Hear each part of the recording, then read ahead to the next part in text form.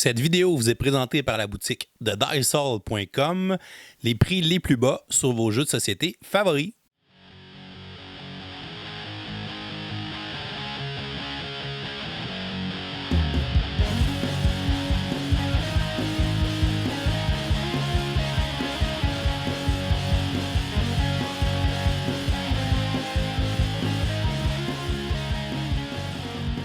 Salut les gamers, bienvenue à Professeur Board Game, je m'appelle David.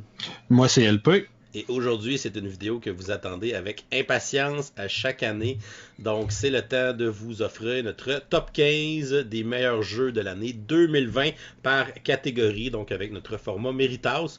Je pense que c'est déjà la 3e année qu'on fait un format comme ça. Ouais, c'est déjà la 3e année. Puis cette année, on va tout de suite préciser, on a fait un petit changement dans nos catégories par rapport à l'an dernier, entre autres parce qu'on avait une catégorie qui était le jeu de party de l'année. Puis cette année, c'était quand même moins une année pour ça, les jeux de party, on dirait. Hein? En fait, c'est une année qui n'a pas eu vraiment de party. Non, c'est ça. Fait qu'on a décidé de rester à 15 catégories quand même. Puis on a remplacé tout simplement la catégorie jeu de party de l'année, jeu d'ambiance par une autre catégorie. Est-ce qu'on l'a dit tout de suite ou on révèle ça un peu plus tard? Tu peux la dire. Dans le fond, on va y aller, on l'a remplacé par le jeu thématique de l'année.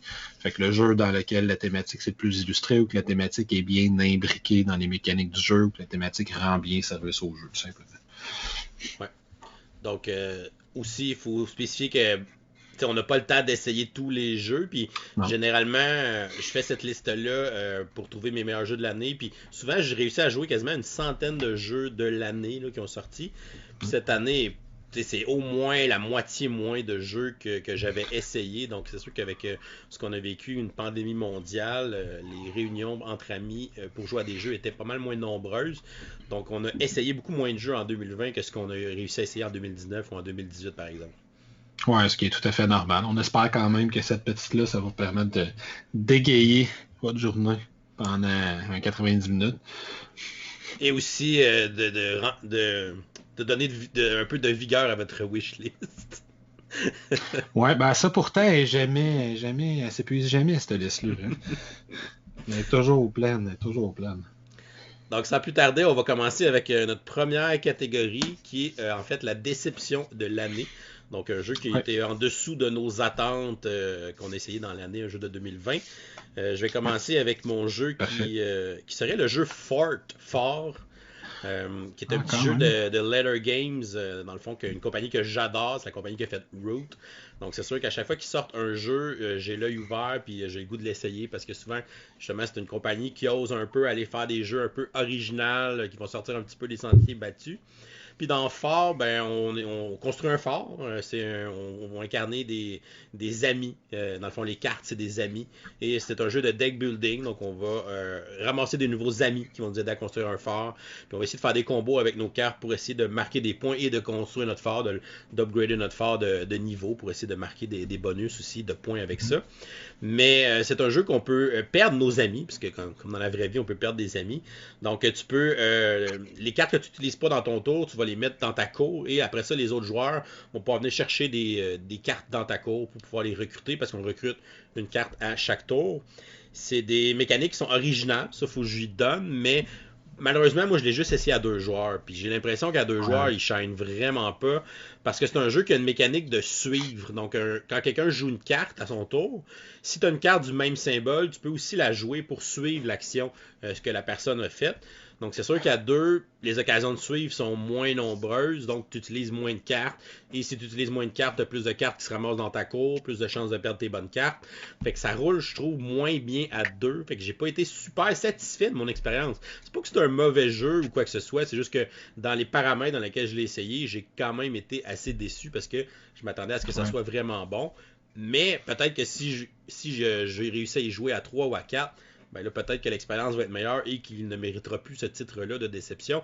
Mais pour l'instant, c'est pas arrivé parce que mes parties à 3 et à 4 cette année, je pense que je peux les compter sur les doigts d'une main.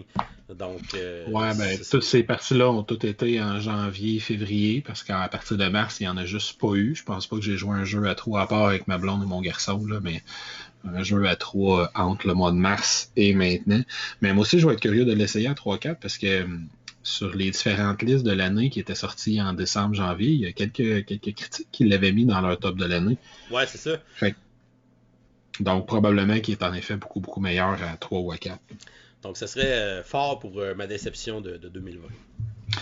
Dans mon cas, ma déception de l'année 2020, c'est un jeu qui est affiché 2014. C'est le jeu, la petite boîte ici, qui s'appelle Demigods Evolution. C'est un jeu que si on regarde sur Board Game Geek, la date de sortie est en 2014, fait que c'est déjà pas un bon signe qu'il soit sur mon top 2020. Dans le fond, Demigods Evolution, je vais reprendre une phrase que David vient de dire. Le jeu est pas mauvais en soi, mais l'expérience a été mauvaise. Et dans ce cas-ci, c'est l'expérience globale du jeu. C'est un projet Kickstarter qui a eu énormément de retard, énormément de problèmes, qui s'est perdu dans la galaxie pendant presque 2 ans sans qu'on ait eu aucune nouvelle des créateurs, qu'on pensait que l'argent avait été perdu, etc. Fait que ça a été une expérience Kickstarter atroce. Puis à ma grande surprise, l'été dernier, j'ai fini par l'été 2020, j'ai fini par le recevoir. Fait que puis le jeu avait tellement eu de problèmes de production, de problèmes de retard, pas de communication entre les créateurs et les backers, que quand je l'ai reçu, j'avais même pas envie de jouer. Il y en a sûrement des gens parmi vous qui ont backé des projets qui ont déjà eu cette émotion, ce sentiment-là. Fait que le projet était déjà empli de négativité. Puis finalement, quand je l'ai essayé, c'est un jeu qui est correct. Puis c'est un jeu qui aurait probablement été très bon en 2014-2015, mais que depuis que ce jeu-là a été fait, il y a beaucoup d'autres jeux que je trouve meilleur, plus efficace, avec des plus belles composantes. Grosso modo, c'est un jeu de Battle Arena où on se compose une équipe de demi-dieux, on se recrute des soldats, puis avec ça, avec des points de recrutement, avec une mécanique de recrutement en début de partie, puis on se tape dessus les uns les autres pour l'emporter. Fait qu'il y a des belles mécaniques, mais Mythic Battle Pantheon le fait beaucoup mieux avec du matériel de meilleure qualité. Puis en plus, c'est un jeu qui vient avec un paquet de figurines, mais les figurines, ils n'ont pas pensé à une place pour qu'ils rentrent dans la boîte, fait que les figurines ne rentrent pas dans la boîte du jeu. J'ai une boîte de carton brune à côté, que toutes les figurines sont pitchées là-dedans pêle-mêle, pas d'insert, ils étaient toutes dans des petits sacs de plastique individuels, chaque figurine était dans un petit ziploc. Fait que tu sais, c'est un en bon français, là, c'est un gros mess, ce jeu-là. Mais c'est dommage, parce qu'il y a quand même des mécaniques de jeu pas inintéressantes, mais l'expérience a été tellement négative que s'il s'en va immédiatement sans que j'ai joué une deuxième partie du jeu. Donc, ma déception de l'année, en fait, ma déception des 6 dernières années, mais qui se concrétise cette année, Demigods Evolution. Beau fiasco. Ouais, exactement. Fait que dans le fond, si on continue avec quelque chose un peu plus positif. Ouais, c'est la seule catégorie un peu plate, mais bon, c'est quand même drôle de la faire, là. Ouais, oui, c'est ça. Puis c'est le fun. Puis c'est pas bien méchant, mais tu sais, ça peut des fois illustrer des affaires. Fait que j'ai pas vu Demigods Evolution passer sur les différents sites de revente. Fait que visiblement, il n'a pas été un projet très, très backé au Québec, parce que d'après moi, j'aurais pas été le seul à le vendre. Mais bon. Voilà. Demigods Evolution. Fait qu'on continue avec les extensions, la meilleure extension de l'année. Tu peux commencer. Parfait. Fait que moi, dans ce cas-ci, dans les meilleures extensions de l'année 2020, moi, j'ai triché un peu, puis j'ai été avec ce qu'on appelle un standalone expansion. C'est-à-dire que oui, c'est une extension, mais c'est aussi une version du jeu qui se joue en elle-même. Et j'ai choisi Cobble and Fog de Unmatch, qui, si on parle de jeu de conflit entre deux joueurs où il faut aller se taper les uns des autres, c'est un jeu beaucoup mieux réussi que Demigods Evolution en partant. Puis la raison pour laquelle j'ai choisi Cobble of Fog, c'est qu'Unmatch, jusqu'à ce moment-là, Unmatch avait servi des extensions, il y avait des choses qui existaient, mais c'est la première fois qu'ils ont sorti une boîte à 4 personnages qui était thématique dans la boîte, qu'il y avait un lien thématique entre les personnages de la boîte. La boîte initiale, c'était Sinbad avec Alice au Pays des Merveilles, avec... qu'est-ce qu'il y avait d'autre? Il y avait le roi Arthur, fait qu'il y avait la Méduse, fait que c'était tout mélangé. Là, on est dans la littérature victorienne, avec des personnages comme Sherlock Holmes, Dracula, Dr. Jekyll, Mr. Hyde. Ils ont été beaucoup plus loin, de façon très intéressante, dans les nouvelles mécaniques qu'ils proposent, avec l'homme invisible, qui peut littéralement se téléporter. Ben, c'est pas qu'il se téléporte, c'est juste qu'il disparaît puis il réapparaît ailleurs parce qu'il est invisible. Sherlock Holmes qui a une mécanique de clou, le vampire qui a ses espèces d'assistants, puis ils vont drainer le sang, puis ils vont se régénérer. Fait qu'ils ont vraiment des belles thématiques. Ils ont commencé à amener des nouvelles mécaniques aussi sur le plateau avec les murs et tout ça.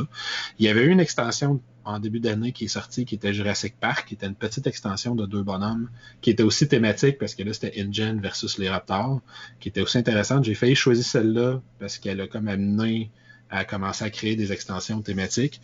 Mais celle-là, comme c'est une plus grosse boîte avec plus de personnages, je l'ai mis aussi. Puis ils vont continuer dans cette voie-là avec les extensions. Ils ont déjà sorti Buffy aussi cette année. Ouais, exactement. Puis après, ils ont déjà annoncé Marvel, 2-3 extensions de Marvel qui vont sortir qui sont thématiques entre elles. Fait que j'aime cette idée-là que chaque boîte ait une thématique qui est centrale autour de cette boîte-là, puis qu'après, on peut les mélanger avec les personnages des autres boîtes.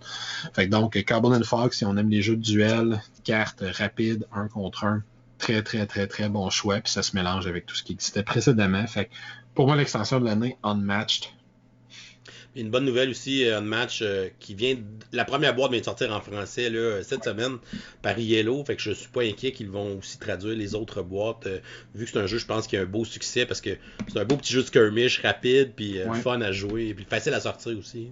Ouais, c'est un jeu de skirmish un petit peu comme d'autres que oui, il y a une part d'hasard dans les cartes que tu vas piger, mais il y a quand même pas mal de stratégies autour de ça. Et les parties sont rapides. Fait que c'est pas si grave que ça si t'es malchanceux, puis c'est à cause de ta malchance que tu perds une partie. Les parties durent 20-25 minutes. Fait que tu n'enlignes 2-3 en mélangeant un personnage. Un jeu très agréable. Moi, pour ma meilleure extension, je vais y aller avec l'extension Sombre Chemin pour le jeu Le Seigneur des Anneaux en Terre du Milieu. Donc, c'est une extension qui va amener une nouvelle campagne au complet, là, fait qu'en 10-12 parties pour votre aventure. Ça va amener 5 nouveaux personnages, dont Gandalf. Donc, tu peux jouer Gandalf, ce que j'ai fait dans cette campagne-là, évidemment. Et ce que j'ai beaucoup aimé dans cette campagne-là, c'est qu'ils ont augmenté, je trouve, le niveau de difficulté du jeu. Parce que j'avais fait la campagne de base, ça avait été le fun, ça avait été une belle expérience, mais honnêtement, côté combat, challenge, bon, on avait peut-être un super bon team, puis on avait vraiment des bons combattants. Là. On avait Gimli, Legolas, puis Aragorn, qui était vraiment un team de course. Fait qu'on a vraiment à peu près tout massacré, incluant le boss final, sans trop de difficultés. Fait que ce petit côté-là, ça laisse toujours sur notre appétit, parce qu'on aime ça avoir du challenge dans un jeu coop. Mais cette extension-là, il y a 2 boss dans la boîte. Là, c'est pas une surprise parce que vous voyez les figurines quand vous l'achetez. Vous avez le Balrog. Donc, évidemment, Gandalf est dans la boîte. On met le Balrog pour contrecarrer ça. Et on a une espèce de grosse araignée géante. Et les 2 boss de la campagne sont vraiment difficiles. Ils sont... et tu les rencontres plusieurs fois là, dans la campagne. Donc, tu le bats, il va se sauver, tu vas le revoir plus tard, tout ça. Donc, il y a aussi cette dynamique-là de, OK, on s'est battu contre lui, ça a été vraiment dur, mais on sait un peu plus comment il marche, fait qu'on va essayer de se préparer la prochaine fois qu'on le rencontre. Donc, je trouve qu'ils ont vraiment augmenté le niveau de difficulté, ça va faire un beau challenge. Donc dans cette extension-là, puis il n'y a pas vraiment y a pas tant de nouvelles règles, je pense qu'il y a 1 ou 2 nouvelles règles, des nouveaux statuts, il y a des points de corruption, mais à part de ça, c'est juste des nouvelles cartes, des nouveaux personnages, des nouvelles classes, des nouveaux ennemis, fait que c'est vraiment très intéressant, puis comme tout est géré par l'application, ben des fois il te met des monstres du jeu de base, des fois il te met des monstres de l'extension, fait qu'il mélange tout ça ensemble. Donc, ça a racheté une belle profondeur, puis je trouve que ça a vraiment offert un excellent challenge. Fait que j'ai eu beaucoup de plaisir à faire cette extension-là cette année. J'ai fait de la campagne au complet. Et malheureusement, on l'a perdu. Donc, on a perdu contre le boss final. Donc, on a perdu la campagne. Donc, Gandalf n'a pas réussi. Triste, Gandalf n'a pas réussi à empêcher la noirceur dans la forêt sombre. Donc, voilà. Donc, perdre un jeu coop de temps en temps, je trouve que ça fait du bien. Oui, c'est... Ben, il faut. Donc, c'est mon extension de l'année. Donc, Chemin sombre pour Seigneur des Anneaux, Voyage en Terre du Milieu. Super. Fait que, si on passe à la catégorie numéro 13, on arrive dans les jeux de justement notre nouvelle catégorie, le jeu thématique de l'année. Fait que, est-ce que tu veux y aller? Moi, j'ai choisi le jeu Lost Ruin of Arnak. Okay. C'est pas nécessairement le jeu le plus immersif dans son thème, mais je trouve que c'est un jeu qui a beaucoup de petits détails thématiques qui sont reliés avec ses mécaniques. Donc, il fait vraiment bien ce côté-là. Le côté qu'on est un aventurier à la Indiana Jones, on veut découvrir un temple, on veut découvrir ses secrets. La façon que les cartes fonctionnent dans le jeu, donc tu ramasses de l'or, tu achètes des objets. Les objets, ça t'aide dans ton expédition immédiatement. Fait que tu vas les mettre tout de suite en dessous de ton deck, par-dessus ton deck pour pouvoir les piger tout de suite au prochain tour. Les artefacts, ben là, pour les activer, ça va te prendre des espèces de parchemins pour comprendre justement les secrets de ces artefacts-là. Donc, il y a plein de petites clins d'œil thématiques, je pense, qui ont été faits là-dedans. Quand tu découvres un nouveau temple, ben là, tu as un petit côté de prise de risque qui rentre en jeu, parce que tu sais pas c'est quoi le monstre qui va être là, le gardien, tu sais pas ce que l'action va te donner, fait que c'est ce petit côté-là de risque aussi qui est intéressant, puis qui fit avec le thème d'un aventurier. Pour déplacer tes bonhommes, mais là, ils ont besoin de moyens de transport, soit des bateaux, soit des voitures, soit des avions. Fait que ça va être géré avec tes cartes. Fait que je trouve qu'il y a quand même beaucoup de sens thématiquement quand on se met à réfléchir à comment le jeu fonctionne. Puis chaque petite mécanique va être reliée à un élément thématique. Oui, quand on le joue, on le ressent peut-être pas au complet, ce thème-là, mais quand on s'y attarde un petit peu plus, on voit qu'il y a eu beaucoup d'efforts thématiques qui ont été mis derrière ce jeu-là. Et moi, j'ai vraiment le feeling de l'aventurier quand je joue à ça, puis ça me fait beaucoup penser à Clank. Pas que les jeux se ressemblent, mais dans le sens que le feeling que le jeu me donne, c'est le feeling dans Clank de construire mon deck, de me promener dans le donjon, la petite prise de risque avec le dragon, tout ça. C'est un peu le même feeling que j'ai dans Lost Ruin of Arnak, d'aller explorer les temples, battre les monstres, tout ça, puis le petit côté prise de risque qui embarque aussi. Puis ce petit feeling-là va aussi ressortir. Fait que quand on ressent ce feeling-là dans un jeu, pour moi, c'est qu'il a quand même été bien lié au thème. Donc, c'est pour ça que je l'ai mis dans cette catégorie-là. Mais on s'entend que c'est un jeu que j'aurais pu mettre dans plein d'autres catégories. Mais bon, j'ai décidé de le mettre dans le jeu le plus thématique. Donc, Lost Ruin of Arnak, qui devrait arriver en français d'ici le mois de mars, avril, selon ce que j'ai lu. Ouais.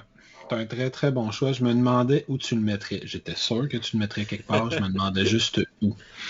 Dans mon cas, moi, c'est un jeu beaucoup plus léger qui se joue à environ 20 minutes, je te dirais. C'est un jeu qui s'appelle Chai. Ce jeu-là, juste ici. Le jeu Chai, dans le fond, on est un gérant d'un magasin de thé. Il y a des clients qui viennent nous voir et on doit leur servir des commandes de thé. Fait qu'on va avoir un petit plateau central sur lequel on va aller pas recruter, mais collecter des ingrédients. Les ingrédients, c'est des espèces de tuiles de plastique épaisses, carrées, d'extrêmement bonne qualité. On va ramasser ces ingrédients-là, on va pouvoir réserver des clients, puis ensuite on va tenter de subvenir à leurs désirs en leur servant le thé qu'ils veulent avoir. On va aller scorer des points avec des objectifs, tout ça, mais toutes les composantes puis la façon dont le jeu de Chai va se jouer vont aider à rentrer dans l'immersion d'un petit plateau personnel avec un visuel très, très relax, très, très zen, les cartes de clients, tout le monde a l'air heureux, tout le monde a l'air peace. Quand on fait une commande de client, il va y avoir des espèces de grosses tasses de café en plastique qui rappellent qui sont faites comme pour ressembler à des tasses de café en argile. Ouais, la qualité du matériel dans le jeu-là. Exactement. Puis on va littéralement les mettre nos ingrédients de thé qu'on a collectés dans les différentes tasses de thé pour montrer qu'on est en train de servir les différents clients. Puis quand toutes les tasses de thé sont remplies, ben il y a un tour qui est fait, on les vide, ou en tout cas on les vide après un certain temps, puis on repart un nouveau tour de jeu. C'est juste 5 tours de jeu, puis il y a quelque chose, même si c'est un jeu compétitif, il y a quelque chose dans la combinaison des mécaniques et des composantes du jeu qui rend ça très, très zen. Comment dire autrement. Fait que les tasses de café, le pourboire qui est laissé devant chaque tasse de café, le client va te laisser un pourboire, c'est de l'argent que tu peux utiliser pour racheter plus d'ingrédients au suivant. Il y a quelque chose qui tourne très très bien dans ce jeu-là, qui est super smooth, qui est super zen, puis ça sert très très bien la thématique de ce jeu-là, puis les composantes sont tellement de bonne qualité que ça vient aider aussi à l'immersion du jeu. Fait que c'est pas nécessairement le meilleur jeu de l'année, c'est un très très bon petit jeu. Il faut s'attendre à un jeu super léger, qui dure, la première fois qu'on va jouer peut-être 45 minutes, puis après ça va durer 20, 25, 30 minutes, c'est super smooth, mais vraiment des belles composantes, une belle thématique, puis une thématique originale. Fait que pour moi, Chai, la thématique la mieux intégrée de l'année dans un jeu. Super. Ensuite, on va poursuivre avec la prochaine catégorie qui est le jeu le plus innovateur. Donc, c'est toujours une catégorie intéressante parce qu'on s'entend qu'au nombre de jeux qui sortent, d'avoir des jeux qui sortent du lot en innovation puis en originalité, c'est pas toujours évident, mais il y a quand même toujours des jeux qui réussissent à le faire chaque année, puis c'est le fun de les découvrir pour ça. Donc, je vais te laisser commencer pour cette catégorie. Dans mon cas, j'y étais avec un jeu. Des fois, je vais y aller avec une combinaison de mécaniques. Dans ce cas-ci, j'y étais avec une mécanique. J'irais même jusqu'à dire une composante spécifique dans un jeu. C'est à l'intérieur du dernier de Alexander Pfister, le dernier Cloud Age. Okay. Cloud Age, dans ce jeu-là, grosso modo, je rentrerai pas dans tout le détail des règles, c'est un euro, mettons, mid-weight. Là. On va contrôler une espèce de vaisseau, de ballon dirigeable dans un futur post-apocalyptique où tout est défait autour de nous autres, puis on va se promener de ville en ville en tentant de collecter de l'énergie, de collecter de l'eau, de construire une espèce d'engin de carte devant soi qui vont être des améliorations à notre vaisseau dirigeable. Ça va permettre d'aller dans ces différentes villes, de combattre les brigands qui y sont. Ça va nous donner des points de victoire, d'autres ressources qui vont nous permettre de construire plus de cartes. On peut améliorer son vaisseau dirigeable pour qu'il se déplace plus rapidement. Le plateau, c'est une espèce de longue track de course. Je ne sais pas comment traduire, le dire différemment, puis on va essayer d'aller de plus en plus loin dans cet univers-là, puis on va également planter des espèces de tuiles qui vont permettre de refaire de la végétation dans l'univers. Okay. Fait que ce jeu-là, il y a beaucoup de mécaniques euro, la gestion de ressources, il y a du deck building. Dedans, on va flipper des cartes qui vont déterminer notre déplacement, puis les ressources qu'on récolte, tout ça. Mais il y a une mécanique qui est particulière, c'est quand on arrive dans une ville, on voit la ville de haut et on peut prendre une action pour aller chercher des ressources dans cette ville-là. Mais le jeu, la première fois qu'on va jouer, il va nous faire coller des espèces de collants de nuages sur des sleeves transparentes. Il y a 6 sleeves qu'on va placer, puis on va mettre un collant de chaque côté de la sleeve. Puis dans le placement initial, au début d'une partie, on va prendre un certain nombre de cartes villes, puis on va aller les mettre dans 3 des 6 sleeves, puis on va choisir le côté de la sleeve au hasard. Fait que quand on arrive dans une ville, on voit qu'il y a une ville, puis on voit qu'il y a un nuage par-dessus la ville. On voit la ville à partir des nuages, évidemment. Puis on voit les ressources qui sont en dessous. Chaque ville peut donner toujours 4 ressources, des cartes, de l'eau, de l'électricité et quelque chose d'autre que j'oublie, qui m'échappe là, au moment du métal. Et on va essayer selon la ressource qu'on a besoin, de détecter qu'est-ce que cette ville-là, on pense qu'elle peut donner selon ce qu'on voit à partir du nuage. Fait que si on voit un gros lac en haut à droite de la ville, puis on a besoin d'eau, on peut dire, moi, c'est dans cette ville-là que je vais aller, c'est que je vais aller récolter de l'eau. Mais là, finalement, quand on a pris notre action, on va désliver la carte. Elle va venir dans notre deck d'ailleurs, c'est comme ça qu'on les gagne. Puis une fois qu'on révèle la carte au complet, on peut dire finalement le lac n'était pas si gros que ça, puis il y avait une énorme génératrice d'électricité en plein milieu de la ville qui était cachée par le nuage, puis j'aurais gagné plein d'énergie si c'était cette action-là que j'avais décidé de prendre. Fait que c'est super intéressant. Puis comme il n'y a pas tant de cartes de ville que ça dans le jeu, il y en a quand même une quarantaine, là, il y en a pas mal. Mais comme il y a 6 sleeves de nuages, puis les nuages sont pas pareils sur les 6 sleeves, ça fait que la même carte, selon dans laquelle sleeve elle se trouve, on verra pas la même chose. Fait que d'une partie à l'autre, on va avoir une super belle rejouabilité dans le choix des actions quand on va vouloir les collecter. Tu ne reconnaîtras pas les cartes parce que c'est jamais les mêmes éléments qui sont cachés. Exactement. Puis là, ils ont des chiffres qui sont associés, ça tu peux les voir. Quelqu'un qui a un esprit mathématique de fou pourrait toujours essayer de toutes les apprendre par cœur, mais je pense pas que ça soit facile ou possible. Mais cette petite twist-là vient beaucoup, beaucoup aider à l'immersion du thème. Le reste du jeu est extrêmement euro, là, mais ce bout-là vient aider beaucoup à l'immersion du thème. Puis j'ai trouvé que c'était vraiment une bonne idée parce que c'est le genre de jeu, un peu comme tu décrivais tantôt, où les joueurs vont suivre. Fait que si moi je décide que je prends l'action d'aller collecter des ressources dans une ville, tous les joueurs vont pouvoir aller collecter des ressources. Fait que faut que je fasse attention parce que si finalement, dans l'exemple que je viens de donner, moi j'ai pris le spot pour l'eau, là, quelqu'un décide d'aller prendre le spot pour l'électricité, puis je me rends compte qu'il a fait plein de ressources parce que j'avais pas vu le bout d'usine qui dépassait.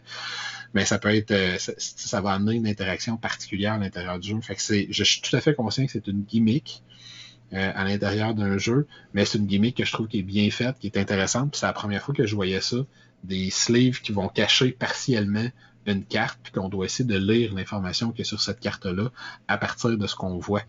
Puis fait que les différents environnements de la ville vont nous donner des indices sur les ressources qu'on a des chances de retrouver dans cette ville-là, puis sur les actions bonus que cette ville-là pourrait nous donner aussi. J'ai trouvé que c'était une super bonne idée. C'est une idée qu'on peut retrouver dans Cloud Age. Ah, cool. C'est vrai que c'est assez innovateur et original. Ouais. Moi, j'ai choisi le jeu qui vient de remporter il y a quelques jours l'As d'or au Festival de Cannes. Okay. Qui est le jeu Micro Macro Crime City, qui est un jeu où on va avoir une énorme carte qu'on va déplier et dans le fond la carte c'est des dessins qui sont dessus, donc c'est la carte d'une ville, on va avoir plein de personnages, des bâtiments, des magasins, des restaurants, plein de choses, des gens qui se promènent dans la rue un peu partout, et c'est un jeu en fait d'enquête mélangé avec Où est Charlie.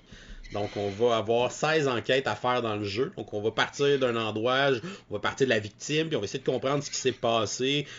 Bon, si c'est un meurtre, par exemple, on va essayer de trouver qui l'a tué, pourquoi, c'était quoi le motif, où est rendu le meurtrier pour pouvoir l'arrêter parce qu'on est des enquêteurs. Et là, en apprendre un peu plus aussi sur la victime, pourquoi qu'elle est morte, qu'est-ce qu'elle a fait, à qui qu'elle a parlé avant. Puis, dans le fond, tout ça se fait avec une image qui est statique. Puis c'est ça qui est innovateur, c'est que c'est un jeu d'enquête à partir d'une image statique dans laquelle on a fait un système où on dessine plusieurs fois les mêmes personnages dans la ville, mais pour montrer, dans le fond, que les personnages marchent. Il s'en va à telle place, il rencontre telle personne, il s'en va dans tel magasin, il achète telle affaire. Fait que tu peux suivre le chemin des personnages en les retrouvant à différents endroits pour essayer de comprendre l'histoire puis ce qui s'est passé. Puis c'est assez surprenant l'expérience qu'on réussit à aller chercher puis le fun qu'on a à faire les enquêtes en regardant seulement une carte qui est statique puis qu'il n'y a rien d'autre dans le fond. Tu peux avoir des cartes d'indices qui te guident, qui t'aident, qui te posent des questions puis qui t'enlignent dans ton enquête. Mais c'est sûr que si tu fais ça, les enquêtes sont relativement très faciles à résoudre. Ouais. Donc le fun, c'est vraiment de partir d'une enquête et après ça, de partir nous autres mêmes puis de trouver les choses par nous-mêmes. Puis à la fin, les cartes peuvent te servir de correction pour savoir si tu as trouvé tous les éléments à trouver dans l'enquête. Donc c'est vraiment sympathique comme petit jeu. C'est clair que ça rentre vraiment bien dans l'innovation parce que premièrement, bon, j'avais jamais vu ça avant d'utiliser ce principe-là pour un jeu d'enquête. Puis ça fonctionne vraiment bien. Et évidemment, avec le succès qu'il y a eu, je serais pas surpris qu'ils sortent d'autres boîtes avec d'autres villes ou un autre quartier de la même ville dans d'autres boîtes, etc. Donc, on peut s'attendre à en avoir d'autres dans les prochaines années, selon moi. Donc, pour moi, c'est une belle innovation. C'est un jeu qui a eu beaucoup de succès, encore une fois. Félicitations pour l'As d'or, évidemment. Donc, Macro Crime City pour l'innovation de l'année. Bon choix, bon choix. Donc, continuons avec notre catégorie. On est déjà rendu à notre 5e. 1, 2, 3, 4. Notre 5e catégorie, déjà, on va y aller avec le jeu familial cette fois-ci. Donc, le jeu qui peut s'adresser autant à des adultes qu'à des enfants, à tout le monde des ados. David, je te laisse aller. Ça, c'est la catégorie souvent qu'il y a le plus de jeux qui rentrent dans cette catégorie-là parce qu'on s'entend que des jeux familiales, il en sort une tonne par année, puis c'est normal aussi parce que c'est des jeux qui sont très accessibles et c'est des jeux qui se vendent généralement en plus grande quantité que des jeux plus complexes. J'ai vraiment hésité entre deux jeux qui avaient des thématiques semblables. J'ai hésité entre l'île des chats et Calico, donc des jeux avec des chats. Des jeux de chats? Ouais, des jeux de chats. Donc je vais y aller avec Calico finalement entre les deux. Donc, Calico, c'est un jeu de placement de tuiles où on va se faire une espèce de courte pointe avec des tuiles et on va essayer d'agencer les motifs et les couleurs des tuiles pour faire des objectifs, mais aussi pour attirer des chats. Si on fait les motifs, des zones assez grosses avec des motifs que les chats recherchent, on va attirer des jetons de chat qui nous donnent des points. Puis on va essayer de coudre des boutons si on fait des zones de la même couleur aussi assez grosses pour pouvoir coudre des boutons. Fait qu'on a comme 3 éléments qui vont nous donner des points. Tu as les couleurs pour les boutons, tu as les motifs pour les chats, et si tu mélanges les deux, tu as les objectifs. Donc, ils vont demander une combinaison de motifs et de couleurs différentes autour de la tuile d'objectifs. Donc, c'est vraiment un très, très bon casse-tête. Ça a l'air de rien, ce petit jeu-là, mais tu vas vraiment te casser la tête quand tu vas y jouer. Tu vas saigner du nez. Des fois, les décisions sont pas faciles à prendre pour essayer justement de faire le plus de points. Et ce qui est le fun, c'est qu'il y a un mode familial aussi dans le jeu, parce que quand tu mets les objectifs, le puzzle est quand même intense, puis peut-être pour des jeunes enfants, c'est peut-être trop compliqué versus un adulte. Mais si tu tombes en mode familial, c'est que tu vas retourner les objectifs, donc il n'y aura pas d'objectifs, ça va être des tuiles vides. Donc là, tu vas juste avoir à gérer les couleurs et les motifs chacun de leur côté sans avoir le mélange des deux pour les objectifs. Fait que ça rend le jeu beaucoup plus facile, beaucoup plus accessible. Tu peux jouer avec tes enfants en mode familial, puis éventuellement, ben là, quand ils deviennent bons, tu peux leur montrer le jeu de base, puis là, ça devient quand même une super belle expérience. Puis même pour des joueurs aguerris, le casse-tête que ce jeu-là représente, c'est vraiment bon. Fait que c'est un jeu qui rentre bien en catégorie familiale parce qu'il peut aller à n'importe quel type de gamer, selon moi, selon la difficulté à laquelle tu vas y jouer. Puis le matériel est super beau, c'est plein de belles couleurs. Évidemment, tu as des belles tuiles de chat. qui sont là. Puis t'as pas les mêmes à chaque partie, fait que t'auras pas nécessairement à faire les zones de la même forme et tout ça. Et tu peux changer les chats que tu utilises à chaque partie. Tu as même des challenges solo dans le livre d'instruction. Donc, si tu aimes jouer en solo aussi en plus, ça peut être disponible. C'est intéressant de faire ces challenges-là. Ils vont dire d'utiliser tel objectif, tel chat, puis tu vas essayer de faire tant de points pour réussir le challenge. Fait que ça, c'est intéressant aussi qu'ils aient pensé à faire ce petit clin d'œil-là. Donc, Calico, un très beau petit jeu familial, un beau puzzle, vraiment intéressant. C'est mon meilleur jeu familial de 2020. Bon choix, va bien falloir que je l'essaie éventuellement. Dans mon cas, je vais y aller aussi avec un jeu qui est court, un jeu avec une thématique qui est très très connue, un jeu qui va bientôt recevoir une tonne d'extensions qui vont peut-être qui vont peut-être le sortir de la catégorie familiale. Je vais y aller avec Marvel United. Cette petite boîte-là. Marvel United, c'est une production de Command Games, donc on a des belles figurines à l'intérieur. Il y en a quand même une dizaine de figurines pour un prix tout à fait raisonnable si on essaie de se procurer le jeu. Command Games, ils ont plusieurs de leurs jeux qui ont été traduits, on peut espérer qu'ils l'aient, mais c'est pas un jeu qui a énormément de texte, fait que même si on a de la difficulté un peu en anglais, on devrait être capable de s'en tirer. Grosso modo, on va avoir 6 lieux qu'on va placer pour faire une espèce de ronde. Dans le centre de ces 6 ronds-là, on va choisir un vilain, puis on va le placer avec son plan machiavélique puis ses objectifs à atteindre.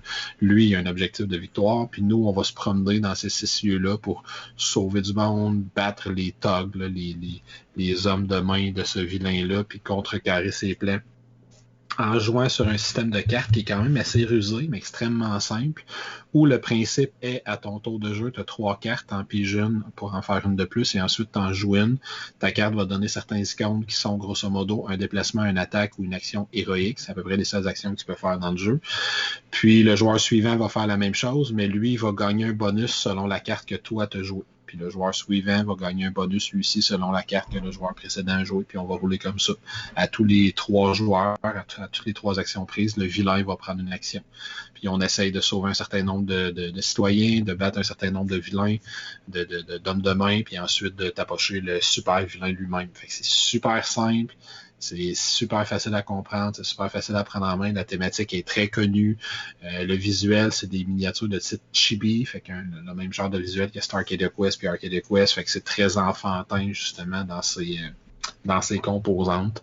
Fait que ces combinaisons d'éléments-là, combinées au fait que c'est un jeu qui prend peut-être 20 minutes de jouer une partie qui on est habitué, le rend très très très accessible. Fait que pour moi, un très beau jeu à présenter à toute la famille. Marvel United. Super. C'est vrai que c'était cool. On a joué une partie ensemble. C'est sympathique comme petit jeu. Oui. Ce que je dirais, c'est que peut-être que contrairement à ce que tu as dit avec, par exemple, avec le jeu que tu as nommé, c'est que je ne le recommanderais pas à des gamers lourds. Il n'y a pas des grosses décisions à prendre dans ce jeu-là. Les extensions sont censées changer ça, nous verrons bien. Mais c'est pas du tout un jeu lourd, mais un jeu sortir dans une petite soirée d'animation, jouer avec toute la famille, ça va super bien se passer. Super. On va enchaîner avec la catégorie du plus beau jeu, donc soit avec le visuel et ou les composantes du jeu. Donc, quel est ton plus beau jeu? Tu vois que je me tasse un peu pour faire de la place, montrer la boîte. Oh. J'ai choisi le jeu On Mars. Oh, quand même. Le jeu On Mars, c'est un gros jeu très ambitieux de Monsieur Lacerda, qui est réputé pour ses gros jeux très ambitieux. C'est un jeu, on va être évidemment sur la planète Mars, on va coloniser la planète Mars, mais de façon compétitive. On va avoir à faire des allers-retours entre la station spatiale qui est autour de la planète pour aller récolter des ressources, découvrir des nouvelles technologies, améliorer notre engin, puis ensuite redescendre sur la planète pour construire des bâtiments, explorer Mars, tout ça. Puis le jeu, les composantes du jeu vont tellement aider à se prendre dans le jeu. Nos tokens de fusées, c'est des petites fusées. On a un rover qui est un petit rover. Il y a l'insert à l'intérieur du jeu qui aide à tout placer ça, qui n'est pas du Game Trace, mais presque. Je suis pas certain si c'est du Game Trace, je pense pas, mais ça ressemble à du Game Trace, qui va permettre de tout placer ça d'une façon relativement cohérente, parce que ça serait ce genre de jeu qu'on serait complètement découragé à le placer s'il n'y avait pas un insert comme ça à l'intérieur de la boîte. Puis fait que c'est ça, toutes les composantes du jeu rendent le jeu extrêmement impressionnant sur la table, avec tous les types de jetons qu'on va avoir, avec les meeples d'astronautes qui se promènent, nos fusées, etc. Le plateau qui est divisé en 2 zones que je trouve super intéressant, où tu as la station d'un côté, puis la planète elle-même de l'autre côté, puis il faut faire des allers-retours entre les deux constamment. Le visuel des cartes, Fait que c'est vraiment, pour un jeu euro, ils ont vraiment mis toute la gomme. Puis les jeux de Lacerda ont tendance à faire de plus en plus ça. Là. Le jeu de base de Lacerda est une version de luxe de n'importe quel autre type de jeu. Puis des fois, ils vont même pousser un petit peu exagéré. Quant à moi, je pense entre autres à la version, on en a parlé hier soir, de Kanban Eevee, la version super méga de luxe. Les autos en métal. Avec $300, là, ça a comme plus de bon sens. Mais c'est un jeu qui est extrêmement dispendieux à cause, entre autres, de la qualité de ses composantes.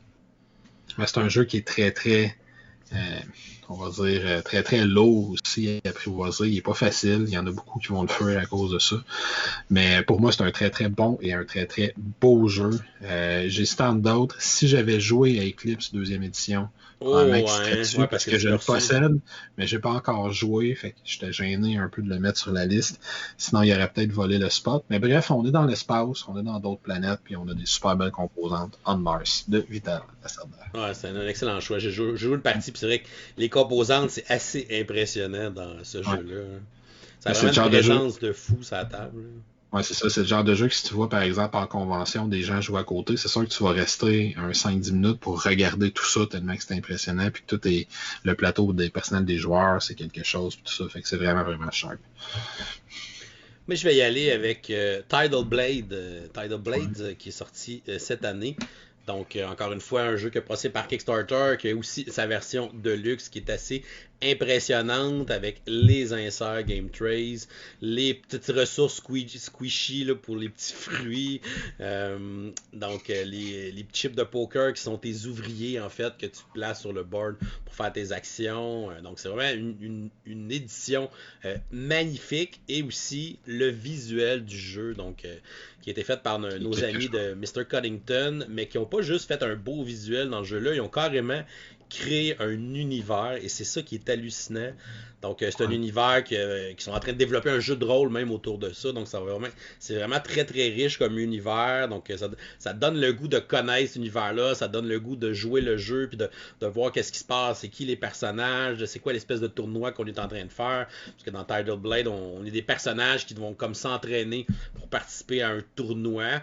Donc on va faire évoluer notre personnage. C'est un jeu de dice building, donc on va se construire des bassins de dés, on va upgrader nos dés pour pouvoir aller faire des défis. Ces défis-là vont nous donner des points de gloire là, pour essayer de remporter le tournoi. Donc c'est vraiment intéressant, le système de jeu est le fun parce que dans le fond, c'est un engine building, mais ton engin, c'est ton personnage. Tu vas augmenter tes statistiques, puis tes statistiques, ils t'aident dans la partie à être plus fort, être meilleur, mais en plus, c'est ça qui va te donner des points, comment tu as réussi à développer ton personnage à la fin, en plus de tous les défis que tu as réussi à faire dans le jeu.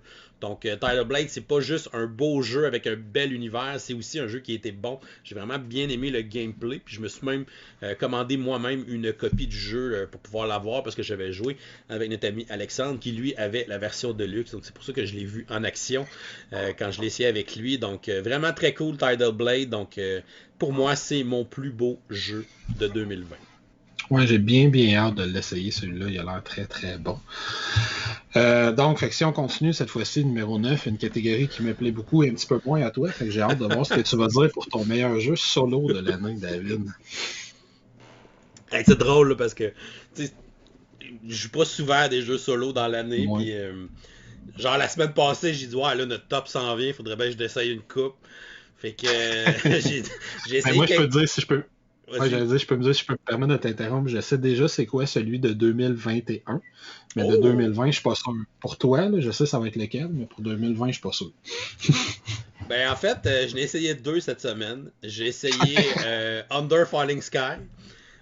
Et j'ai essayé aussi un jeu de roll and ride qui s'appelle Super Skill Paintball 4Cade. Et c'est lui que j'ai choisi comme meilleur jeu solo.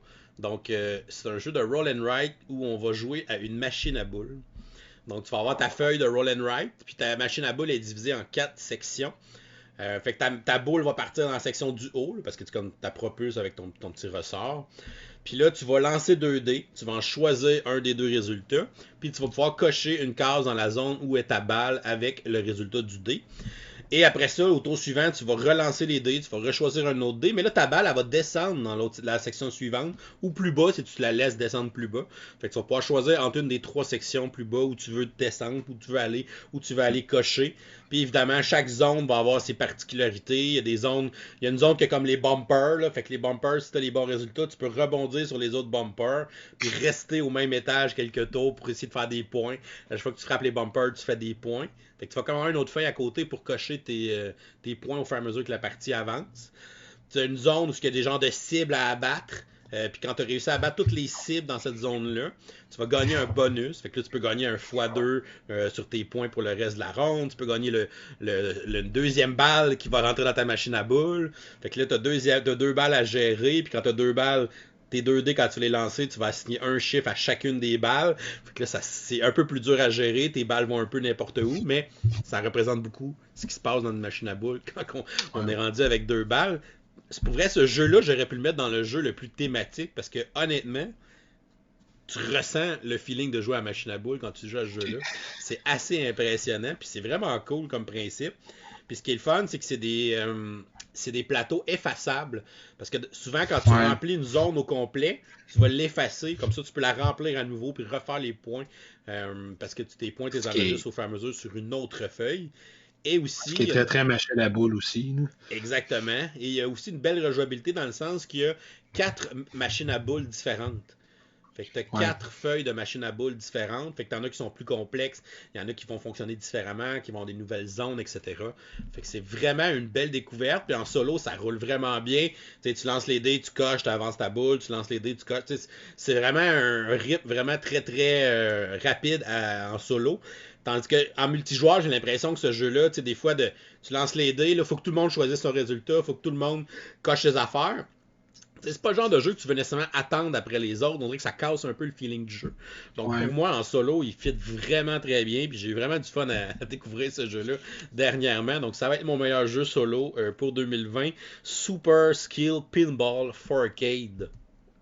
Moi, je me le suis procuré il y a 2 semaines, mais j'ai pas encore essayé une partie. Peut-être qu'il aurait volé le spot de ce que je vais nommer, mais ça m'étonnerait. Moi, je pense pas que je vais te surprendre beaucoup. Là. Under Falling Skies. Under Falling Skies, c'est un jeu purement solo. Lui, il n'y a pas de mode coopératif ou compétitif ou rien de ça. Là. C'est un jeu purement solo. C'est Independence Day de board game. Fait qu'on va choisir une ville, on va avoir un mothership, un vaisseau mère alien qui va se placer au-dessus de notre ville. On va placer des tuiles qui vont montrer les espèces de corridors aériens qu'il y a au-dessus de notre ville, qui sont séparés en 5 colonnes. Le mothership va baisser d'une case à tous les tours de jeu. S'il serait à un certain niveau, ben, il détruit notre ville puis on a perdu la partie. Le mothership va également déployer 5 vaisseaux aliens, 5 vaisseaux de chasse qui vont descendre plus rapidement aux autres puis qui vont faire un point de dégâts et respawner au mothership à chaque fois qu'ils se rendent à la ville. Fait que si on a trop de points de dégâts qui sont accumulés, on va également en perdre. Et nous, on essaie de se défendre à travers tout ça en lançant 5 dés et en les plaçant dans la base souterraine qu'on a sous la ville. Qu'est-ce qu'on peut faire avec nos dés? On peut faire avancer une espèce d'excavateur qui va creuser de plus en plus creux puis qui va débloquer des nouvelles salles. On peut placer nos dés dans des salles pour faire de la recherche, pour trouver la façon de battre le mothership. Nous, c'est toujours pour envoyer Jeff Goldblum dans l'espace avec Will Smith pour qu'il fasse péter le vaisseau.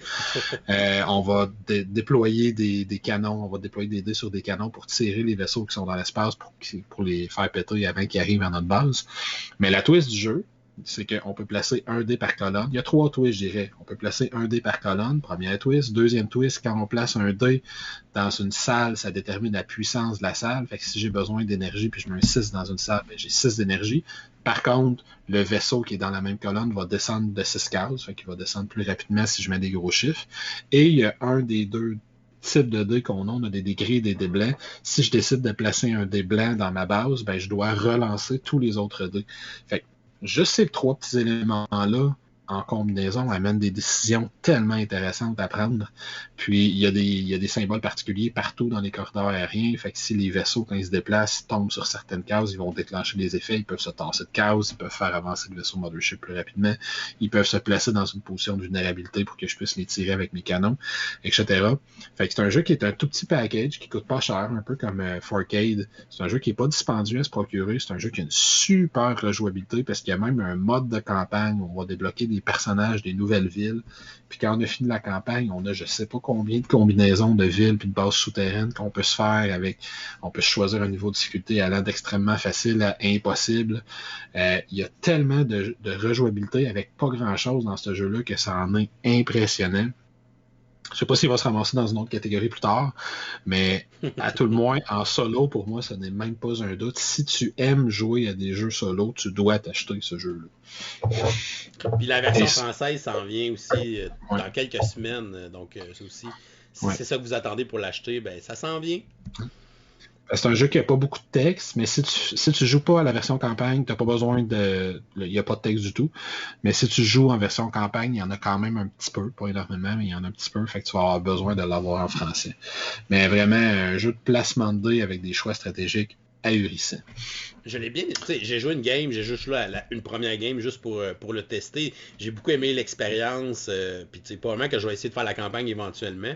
Mais en ayant joué juste une game, j'ai trouvé que Pinball était plus trillant à jouer que la game de base de Falling Sky. Ouais. Puis mine de rien aussi, je souligne parce que ça c'est le fun. La campagne, c'est une BD que tu lis quand tu avances dans la campagne. Fait que c'est pas grand chose, mais c'est agréable. Donc, rendu là, je me rappelle plus si c'était à moi ou c'était à toi, mais je sais que notre prochaine catégorie, on est rendu au jeu coop. Oui. Au jeu coop de l'année. Tu peux y aller. Je vais. C'était rendu à moi de commencer. Excuse-moi, je t'ai coupé dans ce cas-là. Donc, c'est ça. Fait qu'on est rendu au meilleur jeu coopératif de l'année. Moi, dans ce cas-ci, j'ai hésité entre plusieurs, mais j'ai fini par vouloir donner un peu de plancher à un petit jeu. Quand je dis un petit jeu, je parle pas de la taille de la boîte. C'est un jeu qui s'appelle Stygian Society. C'est un jeu qui a eu un succès respectable sur Kickstarter, mais loin d'être un grand succès. Il a ramassé 70 ou 80 000 $. C'est un jeu coopératif où on va se former une équipe d'aventuriers, mais de l'époque victorienne. On va grimper sur une tour littéralement, puis qu'on a une grosse tour de carton avec des espèces de panneaux qui sont plantés tout autour de la tour, puis à chaque fois qu'on réussit à monter d'un étage, on a une figurine qui représente notre groupe d'aventuriers qui monte le long de cette tour-là.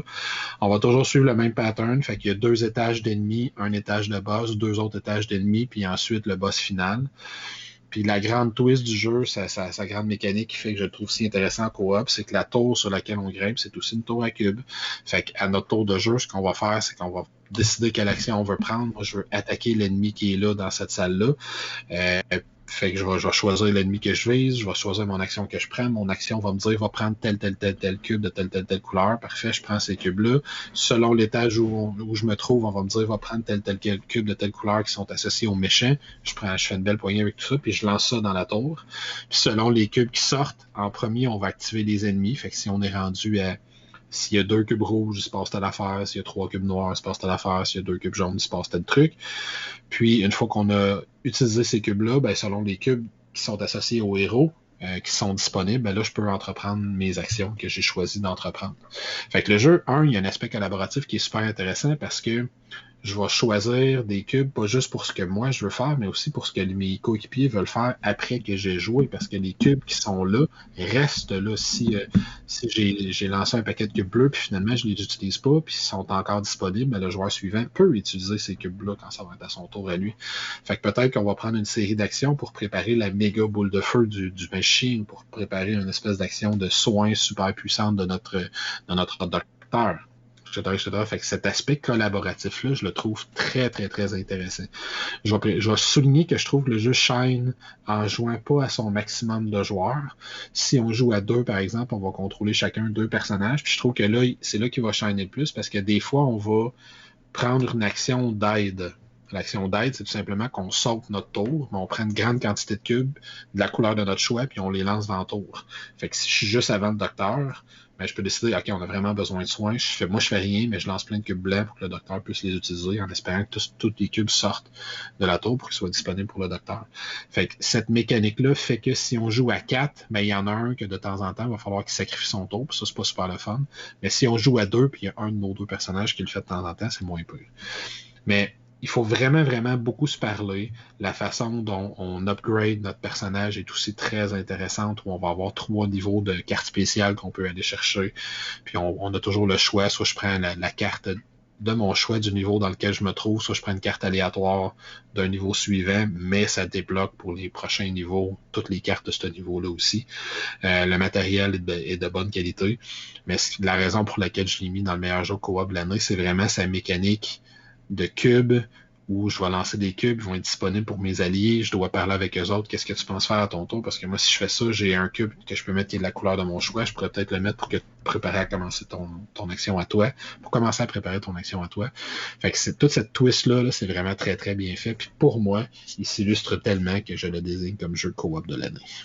Super. J'ai hâte de l'essayer, celui-là, ça a l'air vraiment cool. Ouais, il est vraiment très solide. Puis ils ont 2 extensions qui existent. Puis les extensions, c'est le fun parce qu'ils font pas juste rajouter du stock, ils changent la thématique du jeu.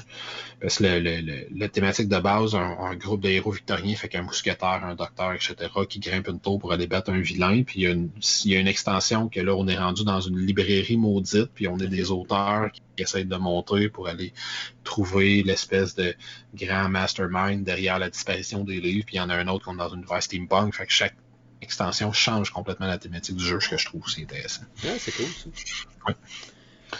Pour moi, mon meilleur jeu coop, je vais y aller avec The Crew. Donc, petit jeu de cartes coopératif de pli. Donc, on va avoir à jouer 50 missions qui sont comme progressives en difficulté pour passer au travers de la campagne. On a une trame narrative un peu boboche qu'on suit, mais bon, c'est pas pour ça qu'on joue à ce jeu-là vraiment. Donc c'est vraiment le gameplay qui est vraiment le fun, vraiment addictif aussi, parce qu'une partie c'est genre 5 minutes, là, au début les parties sont super rapides, donc tu vas enchaîner des parties, tu vas jouer comme 15 parties de suite, parce que justement ça s'enchaîne rapidement, puis tu as tout le temps le goût de... C'est quoi la prochaine mission? C'est quoi, avec quoi la twist? C'est quoi la nouvelle règle? C'est quoi le défi qu'on va avoir? Fait que ça, c'est super intéressant. Puis à la base, c'est qu'on va avoir un certain nombre d'objectifs qu'on va piger au début de la partie.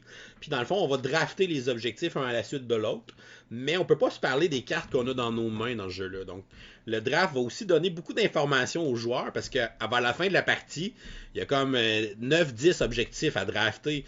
Donc là, c'est comme, ok, ben moi je vais prendre le 9 rose comme objectif, puis là l'autre va prendre tel objectif. Fait que tu sais, ça donne un peu d'informations aux autres joueurs dans le sens que s'il prend des gros chiffres, ben probablement qu'il y a beaucoup des bonnes cartes dans cette couleur-là, puis qu'il pense qu'il va remporter les levées pour pouvoir les faire, ou pourquoi il n'a pas pris tel objectif, peut-être que c'est une carte que lui il a, puis qu'il ne pourra pas gagner le pli avec cet objectif-là. Fait qu'il y a beaucoup d'informations qui se transmettent au travers du draft d'objectifs, qui est super important, puis qu'on va apprendre aussi à gérer ça de plus en plus il va y avoir d'objectifs. Au début, c'est plus facile, on a plus de latitude, il n'y a presque pas d'objectifs. Mais vers la fin de la partie, dans les 50 missions, ça commence à être vraiment difficile. Il faut faire attention à ce qu'on fait. Puis il y a un petit twist de communication dans le jeu, c'est qu'on va avoir chaque joueur va avoir un jeton de communication. Puis une fois pendant la partie, tu peux donner une information sur une de tes cartes. Tu peux mettre la carte sur la table, puis mettre ton jeton pour dire que c'est ta carte la plus haute de cette couleur-là, ou la plus basse, ou ta seule carte de cette couleur-là. Fait que là, les autres peuvent voir, ok, ben là, faut qu'il gagne, faut qu'il y ait l'objectif du 2 rose, fait qu'il faut qu'il gagne le 2 rose. Mais si je te dis comme information que c'est moi qui ai le 2 rose, ben ça va être dur de remporter ce pli-là. Fait que là, il va falloir qu'on le fasse de façon un peu détournée. On va peut-être essayer de te vider d'une couleur pour essayer de le passer dans une autre main, etc. Fait que c'est super intéressant de développer ça tranquillement avec ton équipe. Plus tu joues, plus tu vas développer des petites tactiques ensemble. Tu vas commencer à connaître ce que comment, ok, lui, il joue telle affaire. Là, pour moi, ça veut dire qu'il n'y a pas telle couleur, etc. Puis tu as des cartes qui sont des espèces de jokers, là, qui sont des fusées de 1 à 4 aussi qui peuvent ramasser n'importe quelle main. Fait que tu peux essayer de jouer avec ça. Donc c'est vraiment très intéressant comme système de jeu. C'est un jeu qui a remporté à peu près tous les prix en 2020. Il a remporté le Spiel de GR jeu expert, l'As d'or jeu expert. Donc évidemment, c'est un jeu qui a eu beaucoup de succès puis qui fonctionne vraiment bien, qui est facile à prendre en main parce que ça reste un jeu de pli à la base vraiment simple. C'est juste que plus on évolue dans la campagne, plus on va rajouter des petites subtilités, puis on va ajouter aussi des difficultés évidemment. Donc une belle progression. Honnêtement, je dois avoir joué 200 games de The Crew en dernière année. Heureusement, il joue quand même bien en ligne. Tabletop Simulator, là, il est même rendu sur Board Game Arena. Donc, il est facile à avoir accès aussi en ligne. Et vraiment trippant, un beau petit jeu coopératif. Donc, The Crew, qui serait mon meilleur jeu coop de 2020. Ouais, je suis pas surpris. Je me demandais juste dans quelle catégorie tu le mettrais, un petit peu comme Arnak tantôt. J'étais sûr que tu le mettais quelque part, je me demandais juste où. Voilà. Fait que vu que je t'ai coupé l'herbe sur le pied tantôt, je vais te redonner ta place légitime. On Donc, serait rendu donc à la ah oui. catégorie jeu de dés.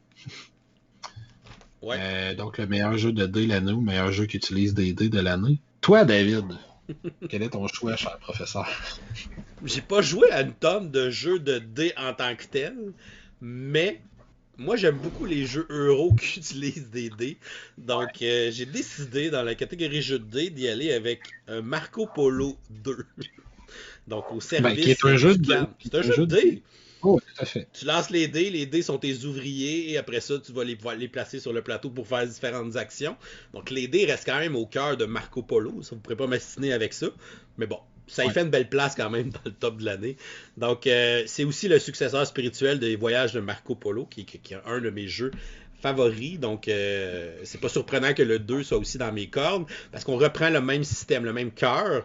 Donc, le même cœur de lancer les dés et les utiliser comme des ouvriers. Le même cœur dans le sens qu'il y a aussi une carte dans laquelle on se déplace. On va aller visiter des villes, mettre des comptoirs et essayer de faire des points comme ça. Puis les grosses différences, c'est que, en fait, il laisse plus la chance aux joueurs. Dans le sens que le premier Marco Polo, c'est un jeu que la gestion de ressources, elle est très très serrée. C'est rare que tu as des ressources en surplus, puis souvent tu veux faire un gros move, là, tu peux être à une pièce de le faire ou de pas le faire. Tu sais, c'est vraiment très très serré comme gestion. Puis ça, c'est difficile quand on monte ça souvent à des joueurs qui n'ont jamais joué. Parce que si on calcule mal nos actions, puis ce qui va arriver dans 1, 2, 3 tours, ben, on peut ne pas bien performer dans Marco Polo 1. Dans le 2, on a un peu plus de latitude dans le sens qu'il y a plus de façons de faire des revenus. Donc, tu vas avoir un peu plus de ressources. Donc, la gestion est un peu moins serrée. Puis, tu vas avoir l'impression d'accomplir plus de choses dans ta partie, ce qui peut être plus fun aussi. Quand tu n'as jamais joué, c'est plus facile à prendre en main dans ce temps-là. Dans le fond, c'est qu'il y a des guildes dans Marco Polo 2 et tu vas pouvoir devenir membre de ces guildes-là. Quand tu deviens membre d'une guilde, tu vas gagner la tuile de la guilde qui te donne un revenu. Fait que déjà là, tu peux aller chercher les tuiles de toutes les guildes, puis tu vas générer des revenus comme ça. Et sur la carte, on sait que pour se promener dans un Marco Polo, souvent ça te prend de l'or ou des chameaux sur les différents chemins entre les villes. Mais dans celui-là, il y a des bateaux aussi. Et les chemins avec les bateaux vont avoir les sceaux des différentes guildes. Donc, pour prendre ce chemin-là, il faut que tu sois membre de la guilde des couturiers, par exemple. Donc, ben, si j'ai le sceau de la guilde, ben, je peux emprunter ce chemin-là, puis ça me coûte rien. Fait que ça aussi, c'est intéressant de dire, OK, ben, tu peux planifier ton chemin en disant, OK, pour passer ce chemin-là, OK, si je suis membre de telle guilde, je peux prendre tel chemin en bateau, ce chemin-là me coûte rien. Donc, c'est plus facile comme ça. Fait que le côté des guildes est vraiment intéressant à l'intérieur du jeu. Puis évidemment, l'action de voyage a été modifiée un peu aussi. Dans le premier Marco Polo, il y avait une seule action de voyage. Fait que c'était assez difficile à faire. Elle coûtait aussi très cher en or et tout ça. Là, ils ont comme séparé l'action de voyage. Il y a comme 3 actions de voyage qui sont différentes. Tu en as une pour vraiment des gros déplacements, une pour des moyens, une pour des déplacements de 1.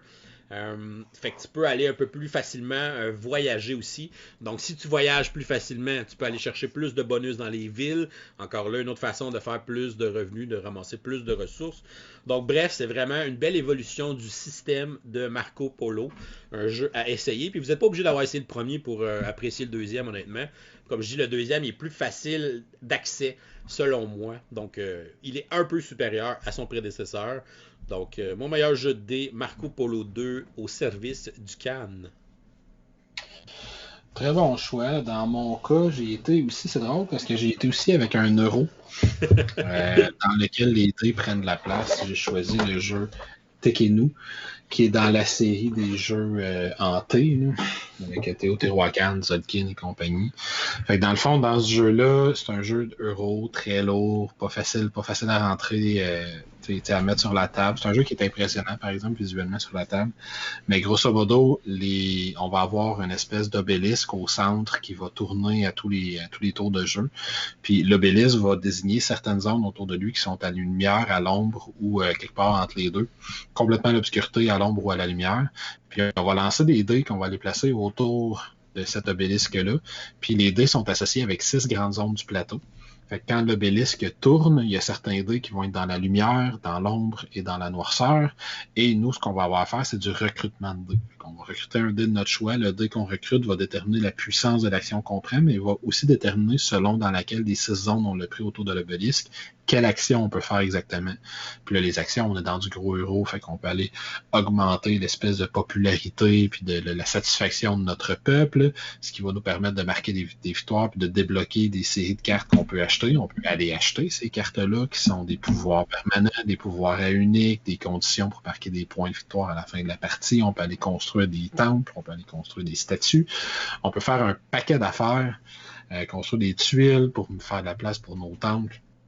Il y a énormément de choses qu'on peut faire, mais toute la façon dont on utilise nos dés, j'ai vraiment trouvé ça fascinant parce que les dés c'est un jeu qui est à thématique égyptienne, fait que les dés qu'on va prendre, on va les placer sur une espèce de balance, puis on va tenter à la fin de 4 sélections de dés, donc à tous les 4 jours, le tour de jeu, il va y avoir une espèce de jugement qui va se faire, puis si nos dés sont pas bien balancés, ça se peut qu'on perde des points de victoire, l'heure de tour de jeu est déterminée par ça, puis il est très important à l'intérieur de ce jeu-là. Fait que si je prends un 6 à partir de l'ombre, ben, je vais le mettre sur le côté droit de ma balance. Puis si je prends un 5 à partir de la lumière plus tard, je vais le mettre sur le côté gauche de ma balance. Puis je vais essayer d'équilibrer ça. Fait que quand tu prends ton dé, tu dis quelle action je veux faire, à quelle puissance je veux la faire, à quel point ça fonctionne bien sur ma balance que je veux faire, parce que si je prends un chiffre qui est gros, il est plus dur à aller balancer pour la suite, parce que je veux pas perdre de points, je vais essayer d'avoir un avantage dans l'ordre de tour de jeu, tout ça. Fait que c'est un jeu qui a vraiment des super belles mécaniques à l'intérieur, puis que malgré toute son iconographie quand même assez lourde et assez difficile à comprendre, la façon dont le plateau il est divisé permet d'avoir une assez bonne compréhension globale de ce qui est en train de se passer sur le plateau, je trouve. Donc, je sais que normalement, on choisit plus des jeux qu'on se promène dans un donjon puis qu'on découpe du zombie, mais on a moins essayé en 2020. Hein. On a choisi des euros. Hein? Fait que t'es que nous, c'est mon jeu de dés de l'année. Super. On est déjà rendu à notre 10e catégorie, qui sera le meilleur jeu de cartes. Yes. Donc, quel est ton meilleur jeu de cartes en 2020? Je vais y aller avec un jeu dont les auditeurs ont entendu parler récemment, qui s'appelle The Loop. The Loop, c'est un jeu coopératif à thématique de voyage dans le temps où on va combattre le méchant Docteur Fou, si ma mémoire est bonne, qui essaye de prendre contrôle de l'univers puis de contrecarrer les plans du Dr. Hammett Brown en brisant le continuum espace-temps. Fait qu'on va avoir une espèce de plateau pas tout à fait hexagonal, octogonal, mais un peu plus du nombre de côtés. Puis il va y avoir des objectifs tout autour de ce plateau-là, puis ils vont représenter des différentes époques temporelles. On va avoir un meeple qui se promène sur ce plateau-là en tournant puis en voyageant à travers les époques. Et de la façon dont on va prendre nos actions, c'est qu'on va avoir une main de cartes. C'est un jeu qui est de type deck building. On va avoir une main de 6 cartes au début du jeu. Sur ces 6 cartes-là, on va en piéger 3 qu'on va mettre devant soi, puis c'est ça qui détermine les actions qu'on peut faire par tour. La seule chose qu'on peut faire à part ça, c'est un déplacement.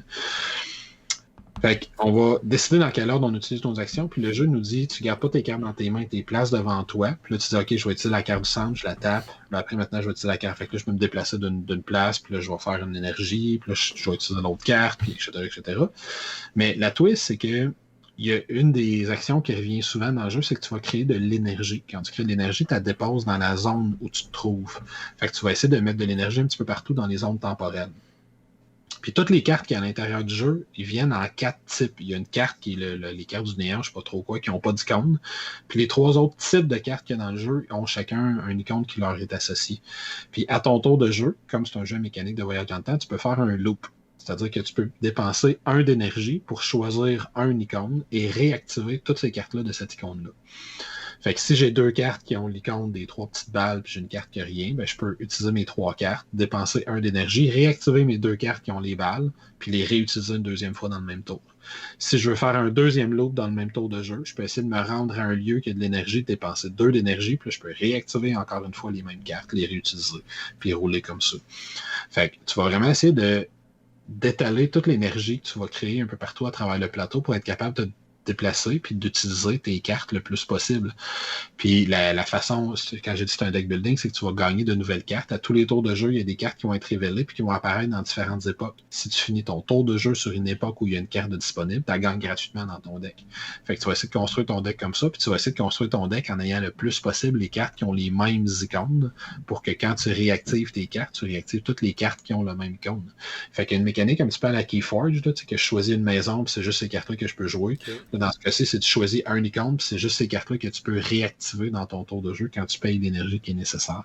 Fait que c'est vraiment un card play, là, une façon de jouer ces cartes que j'ai trouvé super intéressante où tu as des décisions très pas complexe, mais très profonde, là, deep, à prendre selon je m'en vais dans quel sens. Il y a des clones qui apparaissent partout que tu dois repousser dans les bonnes époques pour les faire disparaître. Tu as un paquet d'objectifs que tu essaies d'atteindre.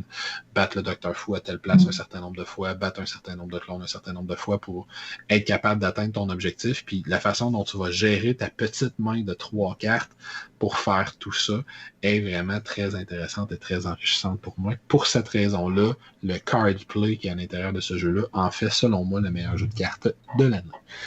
J'ai hâte de l'essayer parce que on voit ma copie est juste là, mais j'ai pas eu le temps encore d'y jouer. C'est un jeu qui a l'air vraiment très cool pour les combos de cartes et le côté coop aussi. Là. Ouais, parce que c'est un jeu que tu as 3 cartes, puis que le tour de jeu que tu réussis à en jouer 7-8 parce que tu réussis à faire 2 puis des 3. Puis des fois un 4e loop, parce qu'ils sont de plus en plus chers, c'est difficile à faire. Mais quand tu réussis à le faire, c'est vraiment très satisfaisant. Puis tu as vraiment un beau éventail de stratégies possibles là, sur le plateau de jeu devant toi. Avec pas grand-chose. Fait que très très bon choix selon moi. Moi j'ai choisi un jeu qui aurait pu se ramasser dans d'autres catégories. J'ai failli le mettre pour le jeu innovateur. Il aurait pu être aussi dans le plus beau jeu. Je vais y aller avec Nidavellir comme jeu de cartes. Donc c'est un jeu de collection de cartes. En fait, on va essayer d'assembler l'armée de nains pour marquer le plus de points et aller péter la gueule à un dragon. Mais on va pas vraiment se battre dans le jeu. On fait juste construire notre armée de nains et l'armée qui fait le plus de points va l'emporter. Il y aura le privilège d'aller battre le dragon. Un jour, peut-être dans un spin-off. Donc, à la base, c'est un jeu de collection de cartes, dans le sens qu'il y a 5 factions de nains, et chaque faction de nains va scorer des points de façon différente. Donc, tu vas recruter des cartes à chaque tour, et tu vas les ajouter dans ton armée, et tu vas aussi recruter des héros. Donc, les héros vont... quand tu vas avoir un nain de chaque faction, tu vas pouvoir te recruter un héros. Et les héros, évidemment, ont des habiletés très fortes. Ils peuvent aussi compter pour dans certaines factions, dépendamment des héros. Fait que c'est intéressant de voir. Puis t'as accès à tous les héros dans le jeu en partant. Fait que dès que tu peux te recruter un héros, t'as comme un présentoir avec genre 25 héros dedans, ben t'en choisis un. Fait que c'est quand même, les possibilités sont assez immenses. Fait qu'il y a des super combos à faire avec le côté collection de cartes qui est le cœur du jeu. La deuxième chose dans ce jeu-là, c'est la façon dont tu recrutes tes cartes. Ils ont élaboré un système qu'ils ont appelé le Quaint Building. En français, on pourrait dire la construction de portefeuille. En tout cas, bref, chacun commence avec une bourse qui a 5 pièces dedans. Donc, une pièce de valeur 0, une pièce de valeur 2, 3, 4 et 5. Et dans le fond, on va...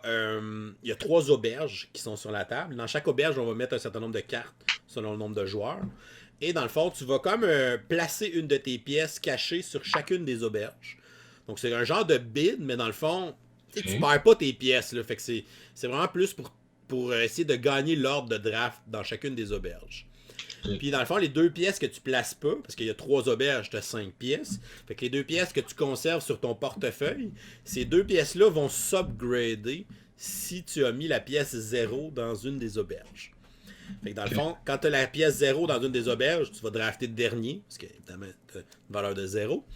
Et après ça, tu vas additionner les 2 pièces qui sont restées dans ton portefeuille et tu vas modifier la pièce la plus basse, la pièce la plus haute, par la somme des 2. Fait que si j'avais mis la pièce 5 puis la pièce 2, ben là, ma pièce 5 va devenir une pièce 7. Fait que là, tu vas aller chercher la pièce 7 dans le présentoir, puis là, ta pièce 5 va être défaussée ou va aller replacer dans le présentoir. Donc, tu vas comme upgrader tes pièces, puis tu peux te rendre jusqu'à une valeur de 25 avec tes pièces. Puis quand la somme des pièces n'est pas disponible, ben, tu prends tout le temps la pièce la prochaine. Fait que tu sais, t'es quand même aussi... T'es pas pénalisé si la pièce est plus disponible, fait que ça, c'est intéressant. Puis à la fin de la partie, ben, toutes les pièces que tu as ramassées vont être additionnées, puis c'est des points aussi que tu vas marquer. Puis il y a une des factions aussi que si tu es majoritaire dans cette faction-là, tu vas marquer ta pièce la plus haute une autre fois. Fait que bref, il y a des combos à faire.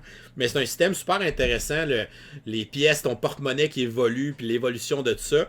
Puis c'est ça qui te sert à recruter dans le fond. Fait que, tu sais, certaines auberges que tu dis, ah, je me fous un peu de ces cartes-là, ou tu sais, ça me dérange pas de drafter dernier dans cette auberge-là, tu sais, je vais mettre ma pièce 0. Puis là, tu sais, telle couleur, ok, moi je suis vraiment fort dans la faction orange, fait que je vais aller mettre ma plus haute pièce dans la faction orange parce que je vais être premier à drafter. Fait que c'est vraiment des décisions importantes, des petites décisions qui sont le fun à prendre. Puis tout ce système-là d'évolution, puis le combo de cartes, c'est vraiment hot. La seule chose qui est dure dans ce jeu-là, c'est le scoring qui est intense, parce que chaque faction score différemment, puis ça fait comme des scores de 300 points. Mais ils ont créé une application mobile où tu vas justement rentrer toutes les cartes que tu as recrutées dans la partie, puis il va calculer ton score. Fait que ça, c'est quand même. Ça te sauve quand même beaucoup d'opérations mathématiques pour ceux que les maths, ça leur font peur. Mais que c'est vraiment un super jeu. Donc, Nid d'Avelir, un jeu que j'ai beaucoup aimé, que je vais lui donner la palme du meilleur jeu de cartes de 2020. Super. Lui, j'ai pas eu la chance de l'essayer encore. J'ai bien hâte. Fait que donc, si on continue avec cette fois-ci notre jeu numéro 5, là, on tombe dans ce qu'on appelle traditionnellement nos grosses catégories. Fait qu'on irait avec l'euro de l'année. Fait que le jeu avec des mécaniques euro. Toi, David, quel est ton choix? Vas-tu me surprendre? Non, je pense pas. C'est un jeu que j'ai quand même beaucoup parlé puis que j'attendais beaucoup. Donc, j'ai choisi le jeu Alma Mater, qui est un jeu avec une thématique académique. Donc, on va gérer une université et on va tenter d'avoir le plus de points de prestige pour être évidemment l'université la plus prestigieuse de l'Europe. Donc, on est à la Renaissance dans ces années-là. Donc, c'est un jeu que la particularité, c'est qu'on va avoir des ressources qui sont des livres de chaque couleur de joueur. Donc, chaque couleur de joueur a ses livres. En fait, on a une réserve avec les livres de chaque couleur de joueur. Puis les livres représentent les recherches de l'université de chaque joueur, en fait.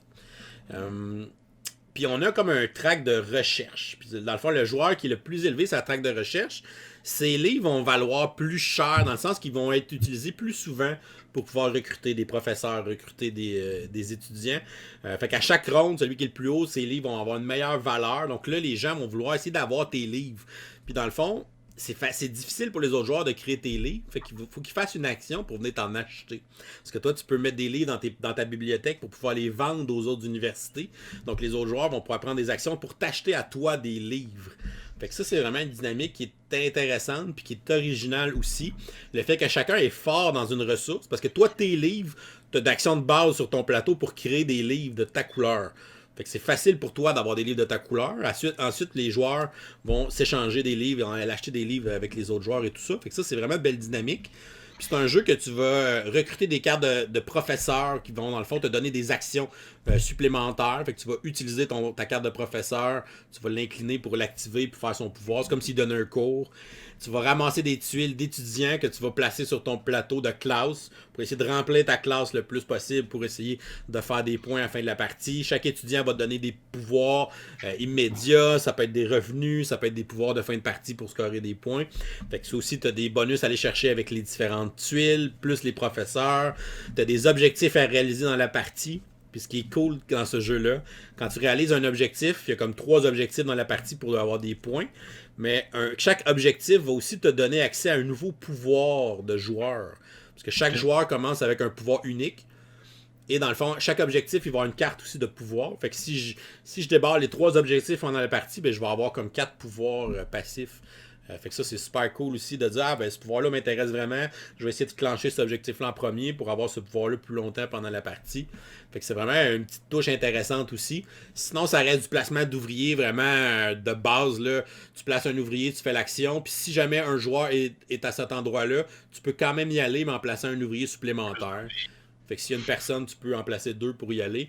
Fait que t'es pas nécessairement tellement bloqué par les autres joueurs. Ça te coûte juste un ouvrier de plus. C'est sûr que t'en as pas des tonnes. Puis il y a aussi une espèce de track de recherche laquelle tu avances, justement, pour donner de la valeur à tes livres.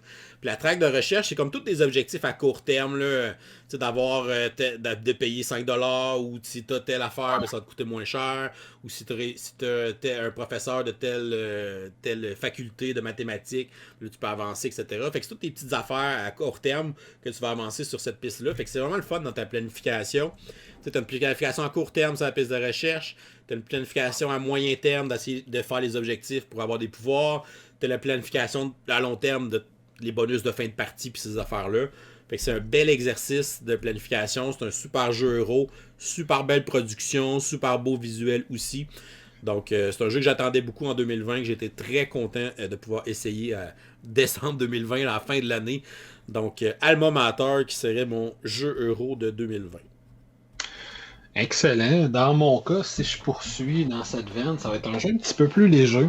Un jeu que David a essayé, si je ne me trompe pas. Il s'appelle Beyond the Sun. Beyond the Sun, qu'est-ce que c'est? C'est un jeu pas de conquête spatiale, c'est un jeu d'exploration spatiale, de développement spatial. On va avoir un empire galactique, puis on va tenter de découvrir des nouvelles technologies qui nous permettent d'aller coloniser des nouvelles planètes, d'aller prendre l'expansion dans la galaxie. Fait que c'est un jeu qui a une sonorité presque 4X, mais qui est purement euro. C'est, on aurait pu l'appeler Tech Tree ou l'arbre de technologie, le jeu de société. Dans le fond, on va commencer. Le jeu est vraiment en deux volets. Le premier volet, c'est qu'on a un énorme arbre de technologie. C'est ça le plateau principal. On va avoir quelques technologies qui sont disponibles au départ, qui sont toujours les mêmes, mais pas dans le même ordre. Puis, on va avoir une espèce de petite zone qui montre c'est quoi les actions qu'on peut prendre. À son tour de jeu, on prend une action, on fait ce qu'il dit, puis c'est au tour de l'autre. Puis ensuite, il va faire la même chose. Puis, on a une petite phase où on va récolter des ressources à la fin de chacun de nos tours de jeu. Puis quand on découvre des nouvelles technologies, bien, on doit déplacer un citoyen de notre empire sur cette technologie-là pour montrer que maintenant on y a accès. On ne bloque pas du tout l'accès aux autres joueurs. Tous les joueurs peuvent développer les mêmes techs. Mais quand je développe la technologie, disons celle qui est complètement en haut du plateau, la 1, bien, elle va me donner, par un biais d'arbre de technologie, accès à deux autres technologies qui, à ce moment-là, sont face cachée. La première fois que je vais développer ces technologies-là, je vais résoudre un petit événement qui va se passer de quoi. Je vais aller piger des cartes dans un événement de technologie. Ça va me donner un certain nombre de choix de tech et je vais décider laquelle je développe. Puis maintenant, j'y ai accès. Ça peut me donner des bonus permanents, des bonus instantanés, accès à des nouvelles actions. Puis si un autre joueur va aller découvrir cette technologie-là, ben, il va falloir qu'il prenne le même chemin que moi dans l'arbre de technologie pour s'y rendre. Mais probablement qu'il va avoir pris un chemin différent puis qu'il va aller découvrir d'autres technologies ailleurs sur l'arbre de technologie. Fait que quand on découvre une nouvelle technologie, on la rend accessible pour tout le monde, mais on a eu l'avantage de la choisir parmi les cartes qu'on a pigées. Fait qu'évidemment, on va choisir celle qui nous avantage le plus, nous. Parallèlement à ça, on va avoir un deuxième plateau qui est l'aspect contrôle de territoire, où on va avoir les différentes planètes qu'on peut aller coloniser. Puis on va se promener là-dessus avec nos vaisseaux. Il n'y a pas de combat entre les joueurs. C'est juste que si on est majoritaire sur une planète, on a un petit bonus de production de ressources. Puis si on atteint un certain nombre de puissances militaires sur une planète, on peut prendre une action de colonisation. Fait que la carte de la planète, on va la prendre. Tous nos vaisseaux sur la planète, bien pas tous nos vaisseaux, mais les vaisseaux qui ont été utilisés pour coloniser vont être détruits. Puis ensuite, la carte qu'on a prise va nous rapporter des points de victoire bonus à la fin du tour, à la fin de la partie, et potentiellement des bonus. Puis on va continuer comme ça jusqu'à temps qu'on atteigne certaines conditions de fin de partie qui sont des objectifs communs que les joueurs essaient d'atteindre. Quand il y a un certain nombre d'atteintes, la partie se termine, puis on compte nos points. Fait que c'est très, très euro, mais la gestion de l'arbre technologique est vraiment super le fun. Fait que si on aime cette partie-là des jeux de type civilisation ou Eclipse et compagnie, ou quand on aime gérer l'arbre de technologie dans un jeu qui offre ça, fait, ce jeu-là, c'est juste ça. Fait que c'est sûr qu'on va aimer ça. Il y a la partie contrôle de territoire qui est suicide. Puis mine de rien, le matériel il est intéressant. J'ai failli tricher puis le mettre dans les jeux de dés. Parce que nos ressources sont des dés, mais c'est pas des dés qu'on roule. C'est juste que sur une phase du dé, il y a le citoyen, il y a 4 phases du dé qui sont les 4 niveaux de puissance militaire qu'on peut avoir pour nos vaisseaux. Puis il y a une phase du dé qui est les ressources en tant que telles qu'on va dépenser dans le jeu. Fait il y a des actions qu'on va prendre qui vont dire transforme 2 ressources. Fait que je prends 2 de mes dés sur la face ressources puis je les transforme en vaisseau ou en citoyen. Fait que c'est pas vraiment un jeu de dés. C'est juste qu'au lieu d'avoir un paquet de tokens, il y a des dés qui permettent de représenter différentes ressources du jeu. Puis le matériel, moi je l'aime beaucoup, mais c'est un matériel qui est très sobre. Le jeu, il est blanc, noir et gris, avec un peu de bleu foncé. C'est tout. Ouais. Mais c'est très voulu. épuré. Hein. Ouais, c'est ça, c'est voulu. Là. Il y a quelque chose de très spatial, là, si je peux dire, dans le visuel. Pas beaucoup de couleurs, mais quelque chose d'efficace. Son iconographie aussi est efficace. Fait que si on aime gérer un arbre de technologie, c'est un excellent choix. Cool. Maintenant, on va aller dans le penchant américain. Donc, on va y aller avec le meilleur jeu Ameritrash de l'année. Si je commence, donc le jeu Ameritrash de l'année, dans mon cas, c'est une réédition qui s'appelle Projet Elite. J'allais dire la deuxième saison, mais c'est pas la deuxième saison, c'est la deuxième édition. Ouais. J'ai pas été vérifié, j'aurais dû le faire, là, je sais pas, je suis pas certain si notre première année, j'avais pas mis aussi Projet Elite. Fait que s'il y a de quoi, c'est peut-être sa deuxième présence dans nos temps. Je pense que oui. Je pense que oui, moi aussi. Mais donc, Projet Elite, fait que j'en parlerai pas super longtemps. Qu'est-ce que c'est? C'est la version sur le sol de Under Falling Skies. Il y a des aliens qui se posent sur la Terre puis qui veulent tout détruire. Puis nous autres, on est un team physique avec des mitraillettes puis des lance-flammes puis des lance-roquettes puis on les repousse. C'est un jeu en temps réel. Fait qu'on va, dans le fond, on va avoir une phase où pendant 2 minutes, là, il y a plein d'ennemis à l'autre bout de la map qui essaient de se rapprocher. De façon frénétique, on va lancer nos dés qui représentent les différentes actions qu'on peut faire puis on va attribuer ces dés-là à activer nos armes à feu, à se déplacer sur le plateau, à tuer des aliens, etc. Quand le 2 minutes, et puis il y a une des phases qu'on roule, que si on la roule, on est obligé de faire avancer un ennemi vers nous. Quand le 2 minutes se termine, tous les aliens qui restent sur le plateau s'activent et tentent de se rendre à notre base. Si un ennemi sera à notre base, on part la partie. Puis nous, on va avoir un objectif à atteindre selon la mission qu'on a choisie. Puis il y a 5-6 types de missions qu'on a disponibles dans le jeu.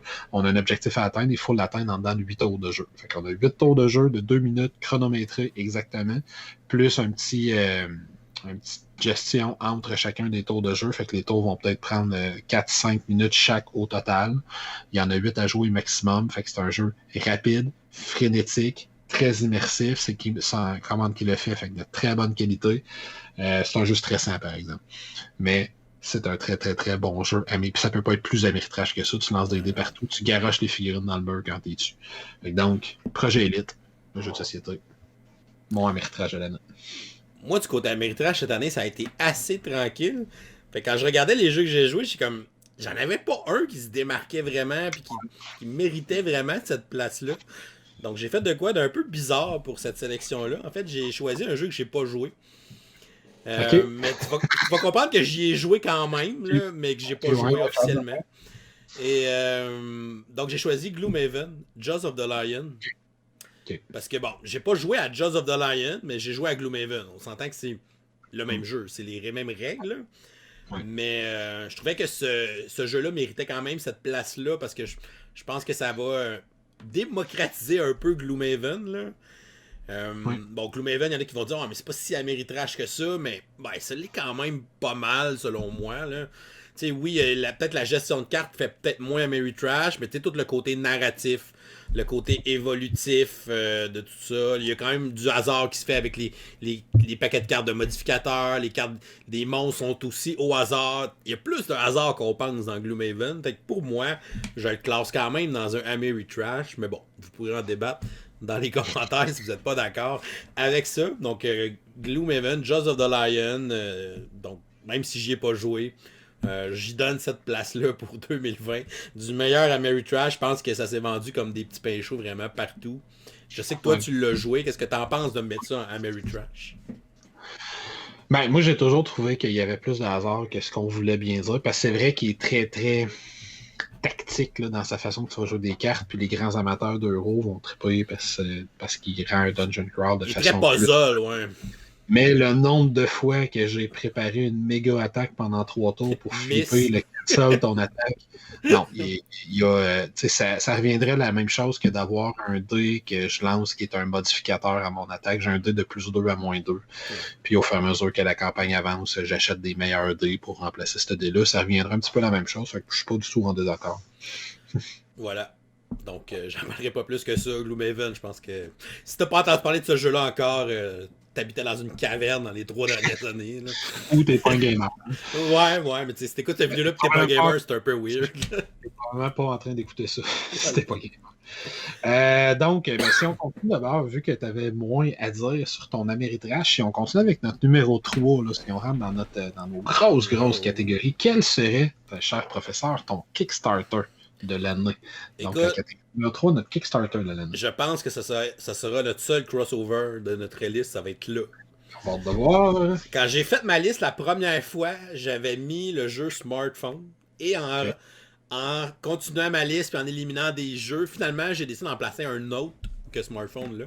Malheureusement, j'ai pas trouvé de place pour placer Smartphone, qui est un super jeu. Mais bon. J'ai décidé de mettre comme meilleur Kickstarter le jeu Dwelling of Eldervale. Donc, méga gros jeu, une grosse production. C'est un espèce de jeu hybride, là.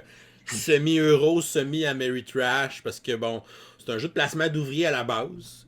La première twist, c'est qu'on a des ouvriers qui ont des pouvoirs. Donc, t'as un ouvrier qui est un guerrier, un ouvrier qui est un magicien, un ouvrier qui est un dragon. Puis t'as tes ouvriers normaux. Puis chaque faction va avoir des pouvoirs différents pour deux de ces des ouvriers spéciaux. Là. Fait qu'il y en a une faction qui prend un dragon qui a une habilité de plus, ou un guerrier qui a une habilité de plus. Puis l'autre faction, ça va être le magicien qui a une habilité, puis l'autre, c'est le dragon. En tout cas, il y a beaucoup d'habilités différentes pour les ouvriers. Puis ça, à la base, un jeu de placement d'ouvriers qui donne des pouvoirs aux ouvriers, je trouve ça vraiment hot. Puis honnêtement, c'est quelque chose qu'on voit pas assez. Selon moi.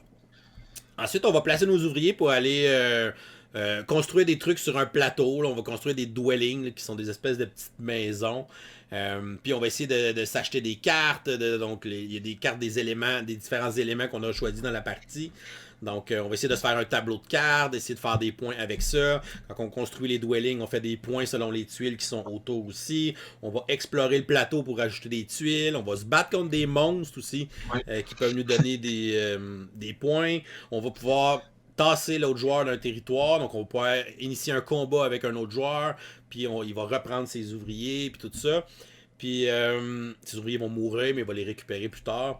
Et aussi, on a le fait que quand on reprend nos ouvriers du plateau, on va pouvoir les placer dans notre tableau de cartes pour activer les cartes qu'on a placées. Donc, ça devient de plus en plus stratégique pour ça. Fait que c'est vraiment un mélange très euro, très Ameritrash ensemble. Je pense qu'il n'y a pas de jeu qui définisse plus un jeu hybride que celui-là. Faut noter que la production, c'est assez malade aussi. Toutes les inserts, les game trays, les petits plateaux personnels, le matériel, les meeples. Il y avait même une version où les monstres faisaient du bruit. Il y a une version d'une coche de plus là, que je ne possède pas. Ou que les monstres étaient sur une base que quand tu déplaces ton dragon, il lâche un cri de dragon, puis ainsi de suite. C'était peut-être un peu intense, mais paraît-il que c'est le fun, mais bon, je l'ai pas essayé.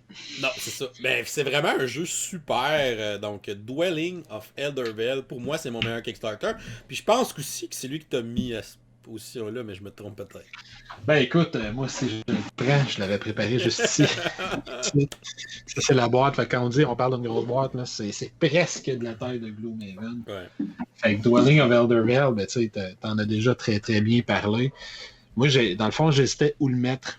Il aurait pu aller, pour moi, il était très innovateur parce qu'il réussit à créer un équilibre assez fascinant entre l'aspect Ameritrash des combats avec des gros monstres qui se promènent, puis des combats entre les joueurs, puis des dés. Il y a beaucoup de hasard là-dedans, mais en même temps, tu as des façons de mitiger.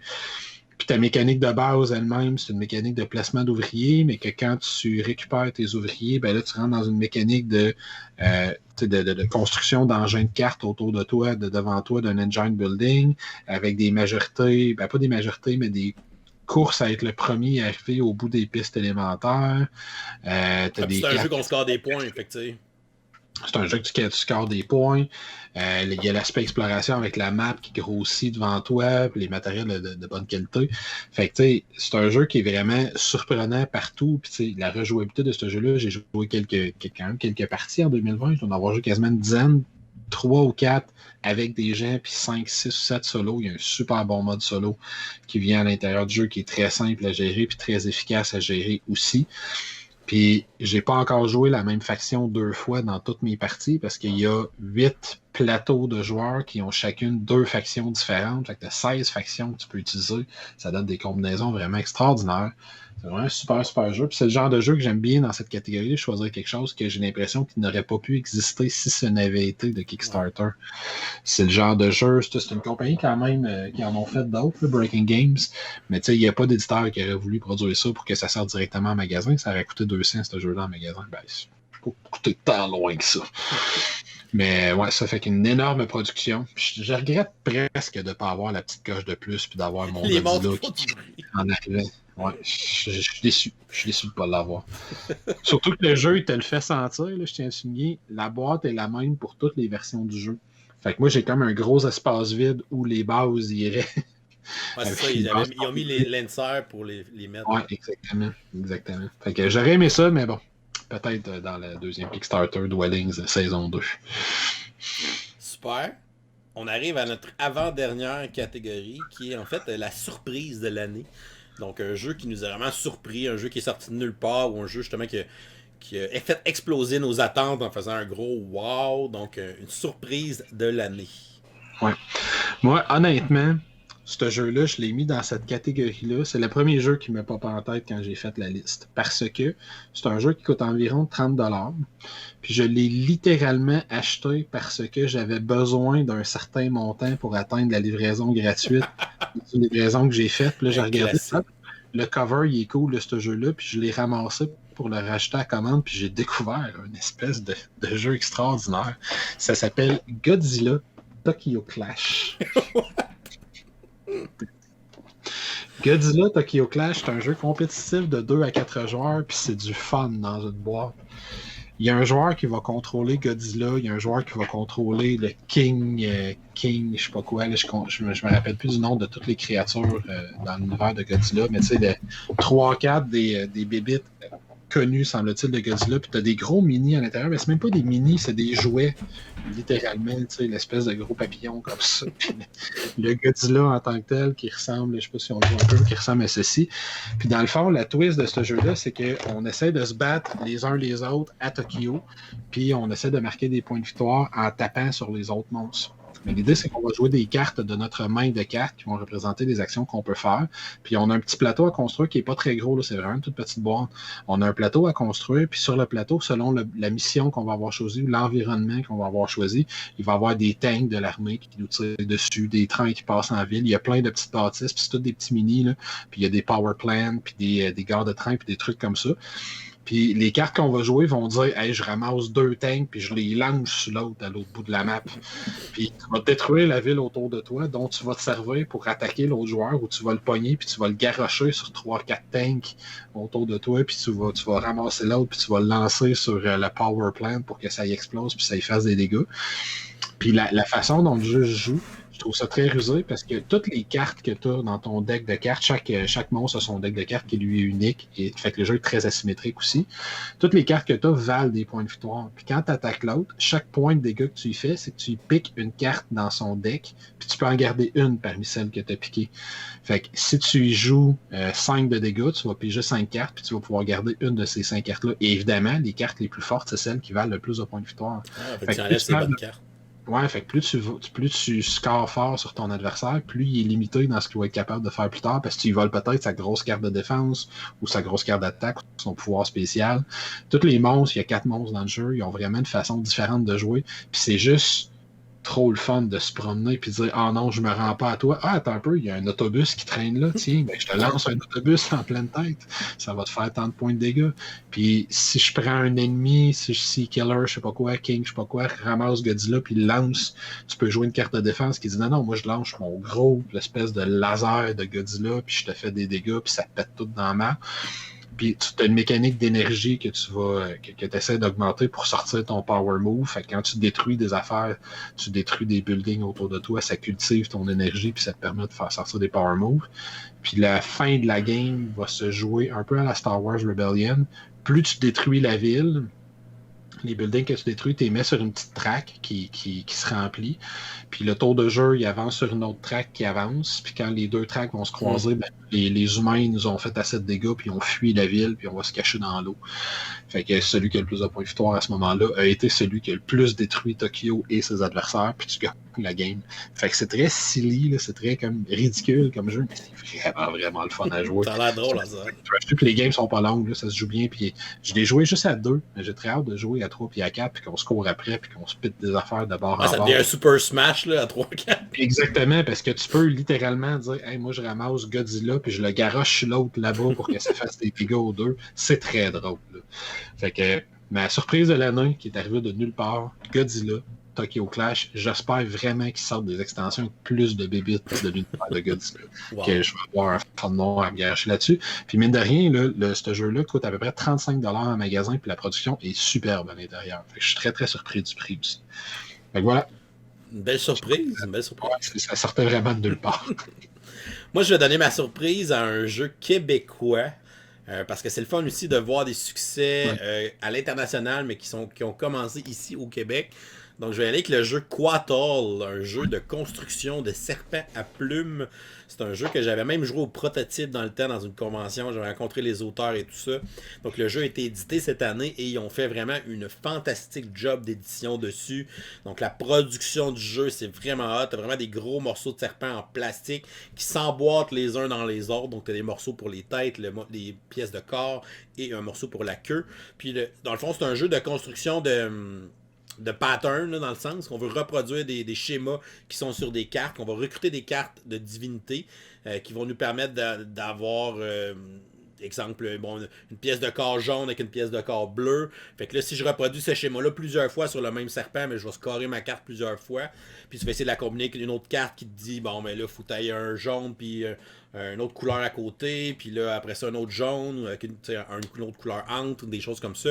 Fait que tu vas essayer de combiner les cartes en construisant tes serpents. Fait qu'il faut recruter les cartes, il faut recruter les pièces de serpent aussi pour les placer sur notre plateau personnel. On a comme une limite. Puis après ça, on va aller construire nos serpents et essayer de scorer ces cartes-là le plus de fois possible. On va aussi ramasser des objectifs qui sont des temples quand on finit un serpent, qui peuvent te donner d'autres bonus quand tu le finis selon le nombre de pièces de ton serpent, selon s'il n'y a pas telle couleur, etc. Fait que c'est vraiment un gameplay qui est le fun, un jeu qui est quand même facile à prendre en main, mais qui est quand même assez tinky, là. C'est quand même un bon puzzle, un bel exercice de planification, parce que justement, c'est pas toujours évident de combiner 2-3 cartes ensemble pour justement que ces cartes-là puissent s'enchaîner puis que ta construction se prenne le moins de pièces possible. Fait que c'est vraiment très le fun comme jeu, ça a une belle profondeur, ça peut être autant familial que gamer, donc c'est un jeu qui s'adapte bien, je pense, à la clientèle avec laquelle on va le jouer. La production est magnifique, le visuel du jeu aussi, la vie qu'ils ont donné, c'est vraiment très coloré, donc c'est la mythologie aztèque et tout ça. Donc ils ont vraiment engagé un bon artiste, une bonne artiste je pense. Donc vraiment très très beau, donc ça a vraiment fait une belle production, c'est une belle surprise de voir ce jeu-là sur le marché avec tout ce qu'ils ont mis d'amour dedans. Donc très fier d'avoir pu contribuer au développement, à tester ce jeu-là en convention. Et de voir aujourd'hui qu'il est sur des tablettes dans je sais pas combien de pays. Donc, beau succès. Donc, Quatol, ma surprise de 2020.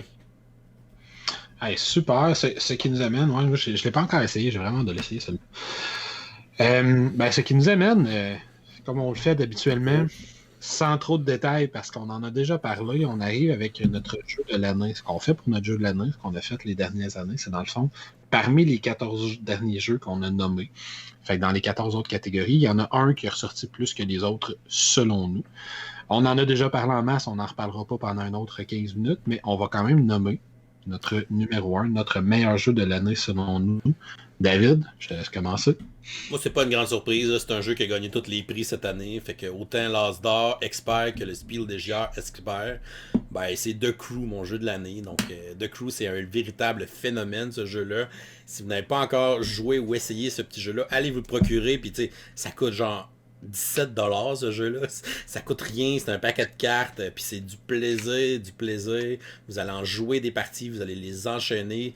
Vous allez le montrer à plein d'autres joueurs qui vont vouloir le faire, puis vont vouloir l'acheter. C'est vraiment un jeu que partout où je l'ai montré, il y a eu du succès, puis j'ai enchaîné les parties comme jamais je l'ai fait avec un jeu cette année. Donc The Crew, j'avais pas le choix de lui donner mon jeu de l'année. Et cette année, en 2021, il va y avoir un spin-off qui va sortir, qui est The Crew, mission sous-marine, là, donc ça va être sous l'eau au lieu d'être dans l'espace.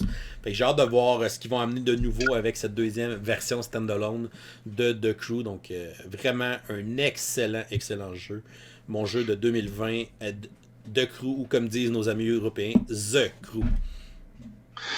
Dans mon cas, je pourrais difficilement être plus à l'opposé de The Crew en termes de The Crew est un excellent jeu, mais moi j'ai choisi un jeu qui est énorme, qui coûte cher, qui est pas trouvable.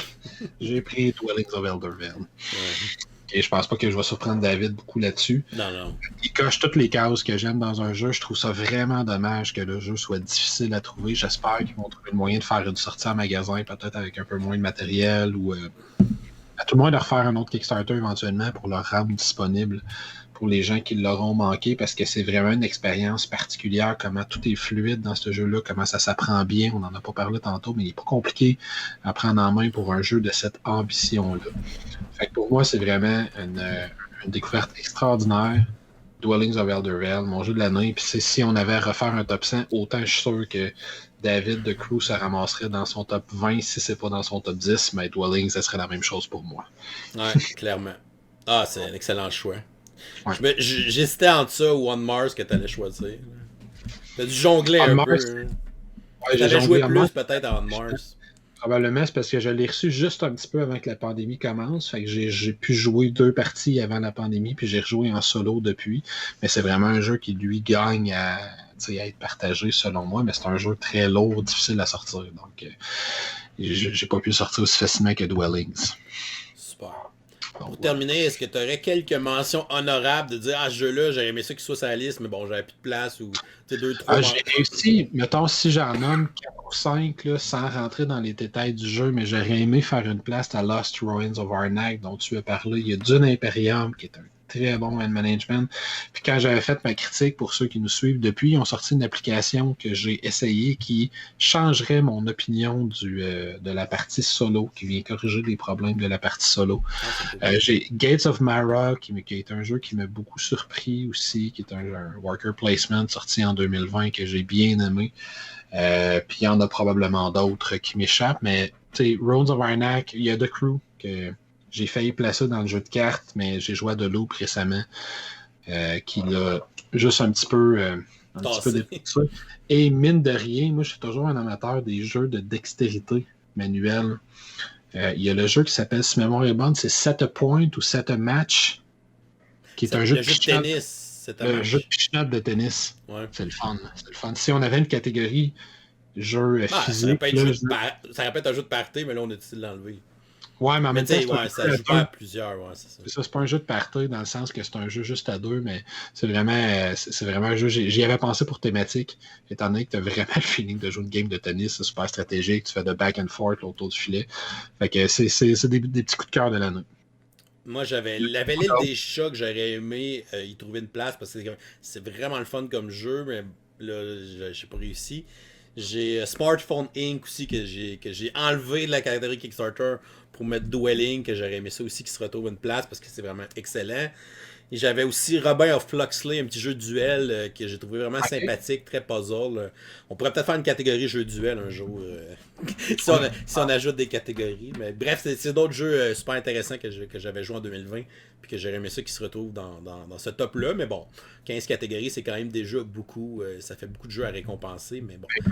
Si l'an prochain, on ramène party, tu parles de jeux de duel, si on garde thématique, on est déjà à 17. J'avais demandé à nos auditeurs, mettons qu'on veut faire un chiffron, si vous auriez 3 autres idées de catégories, ben oui, bonne idée. Si on va faire un top 20 l'année prochaine, en parlant, mettons, 30 secondes de moins par jeu. Ouais, ou on le séparera en 2. On fera 10 catégories dans une vidéo, 10 dans l'autre. Ça pourrait être ça aussi. Fait qu'est-ce que vous auriez 3 suggestions à nous faire pour rajouter des catégories pour pouvoir récompenser davantage de jeux à toutes les années? Mais pour l'instant, c'est très très bon choix aussi. Robin de Locksley, j'étais un peu surpris. Je n'avais pas entendu parler de ça. Ouais, non, c'est vraiment très cool. Puis évidemment, vous pouvez nous faire part de vos choix aussi. Quels sont vos meilleurs jeux de 2020? Vous nous laissez ça dans les commentaires ou si vous voulez évidemment commenter sur les choix qu'on a fait. Donc, on a hâte de vous lire en commentaire sous la vidéo. Et pour terminer, évidemment, vous pouvez vous abonner à la chaîne si ce n'est pas déjà fait. Vous pouvez nous suivre sur Facebook, Twitter, Instagram à Professeur Board Game. Et si vous aimez aussi le contenu qu'on crée, vous pouvez venir nous encourager sur notre page Patreon avec des petits dons. On va vous souhaiter à tout le monde une excellente fin de journée et continuez de gamer. Ciao, faites attention à vous.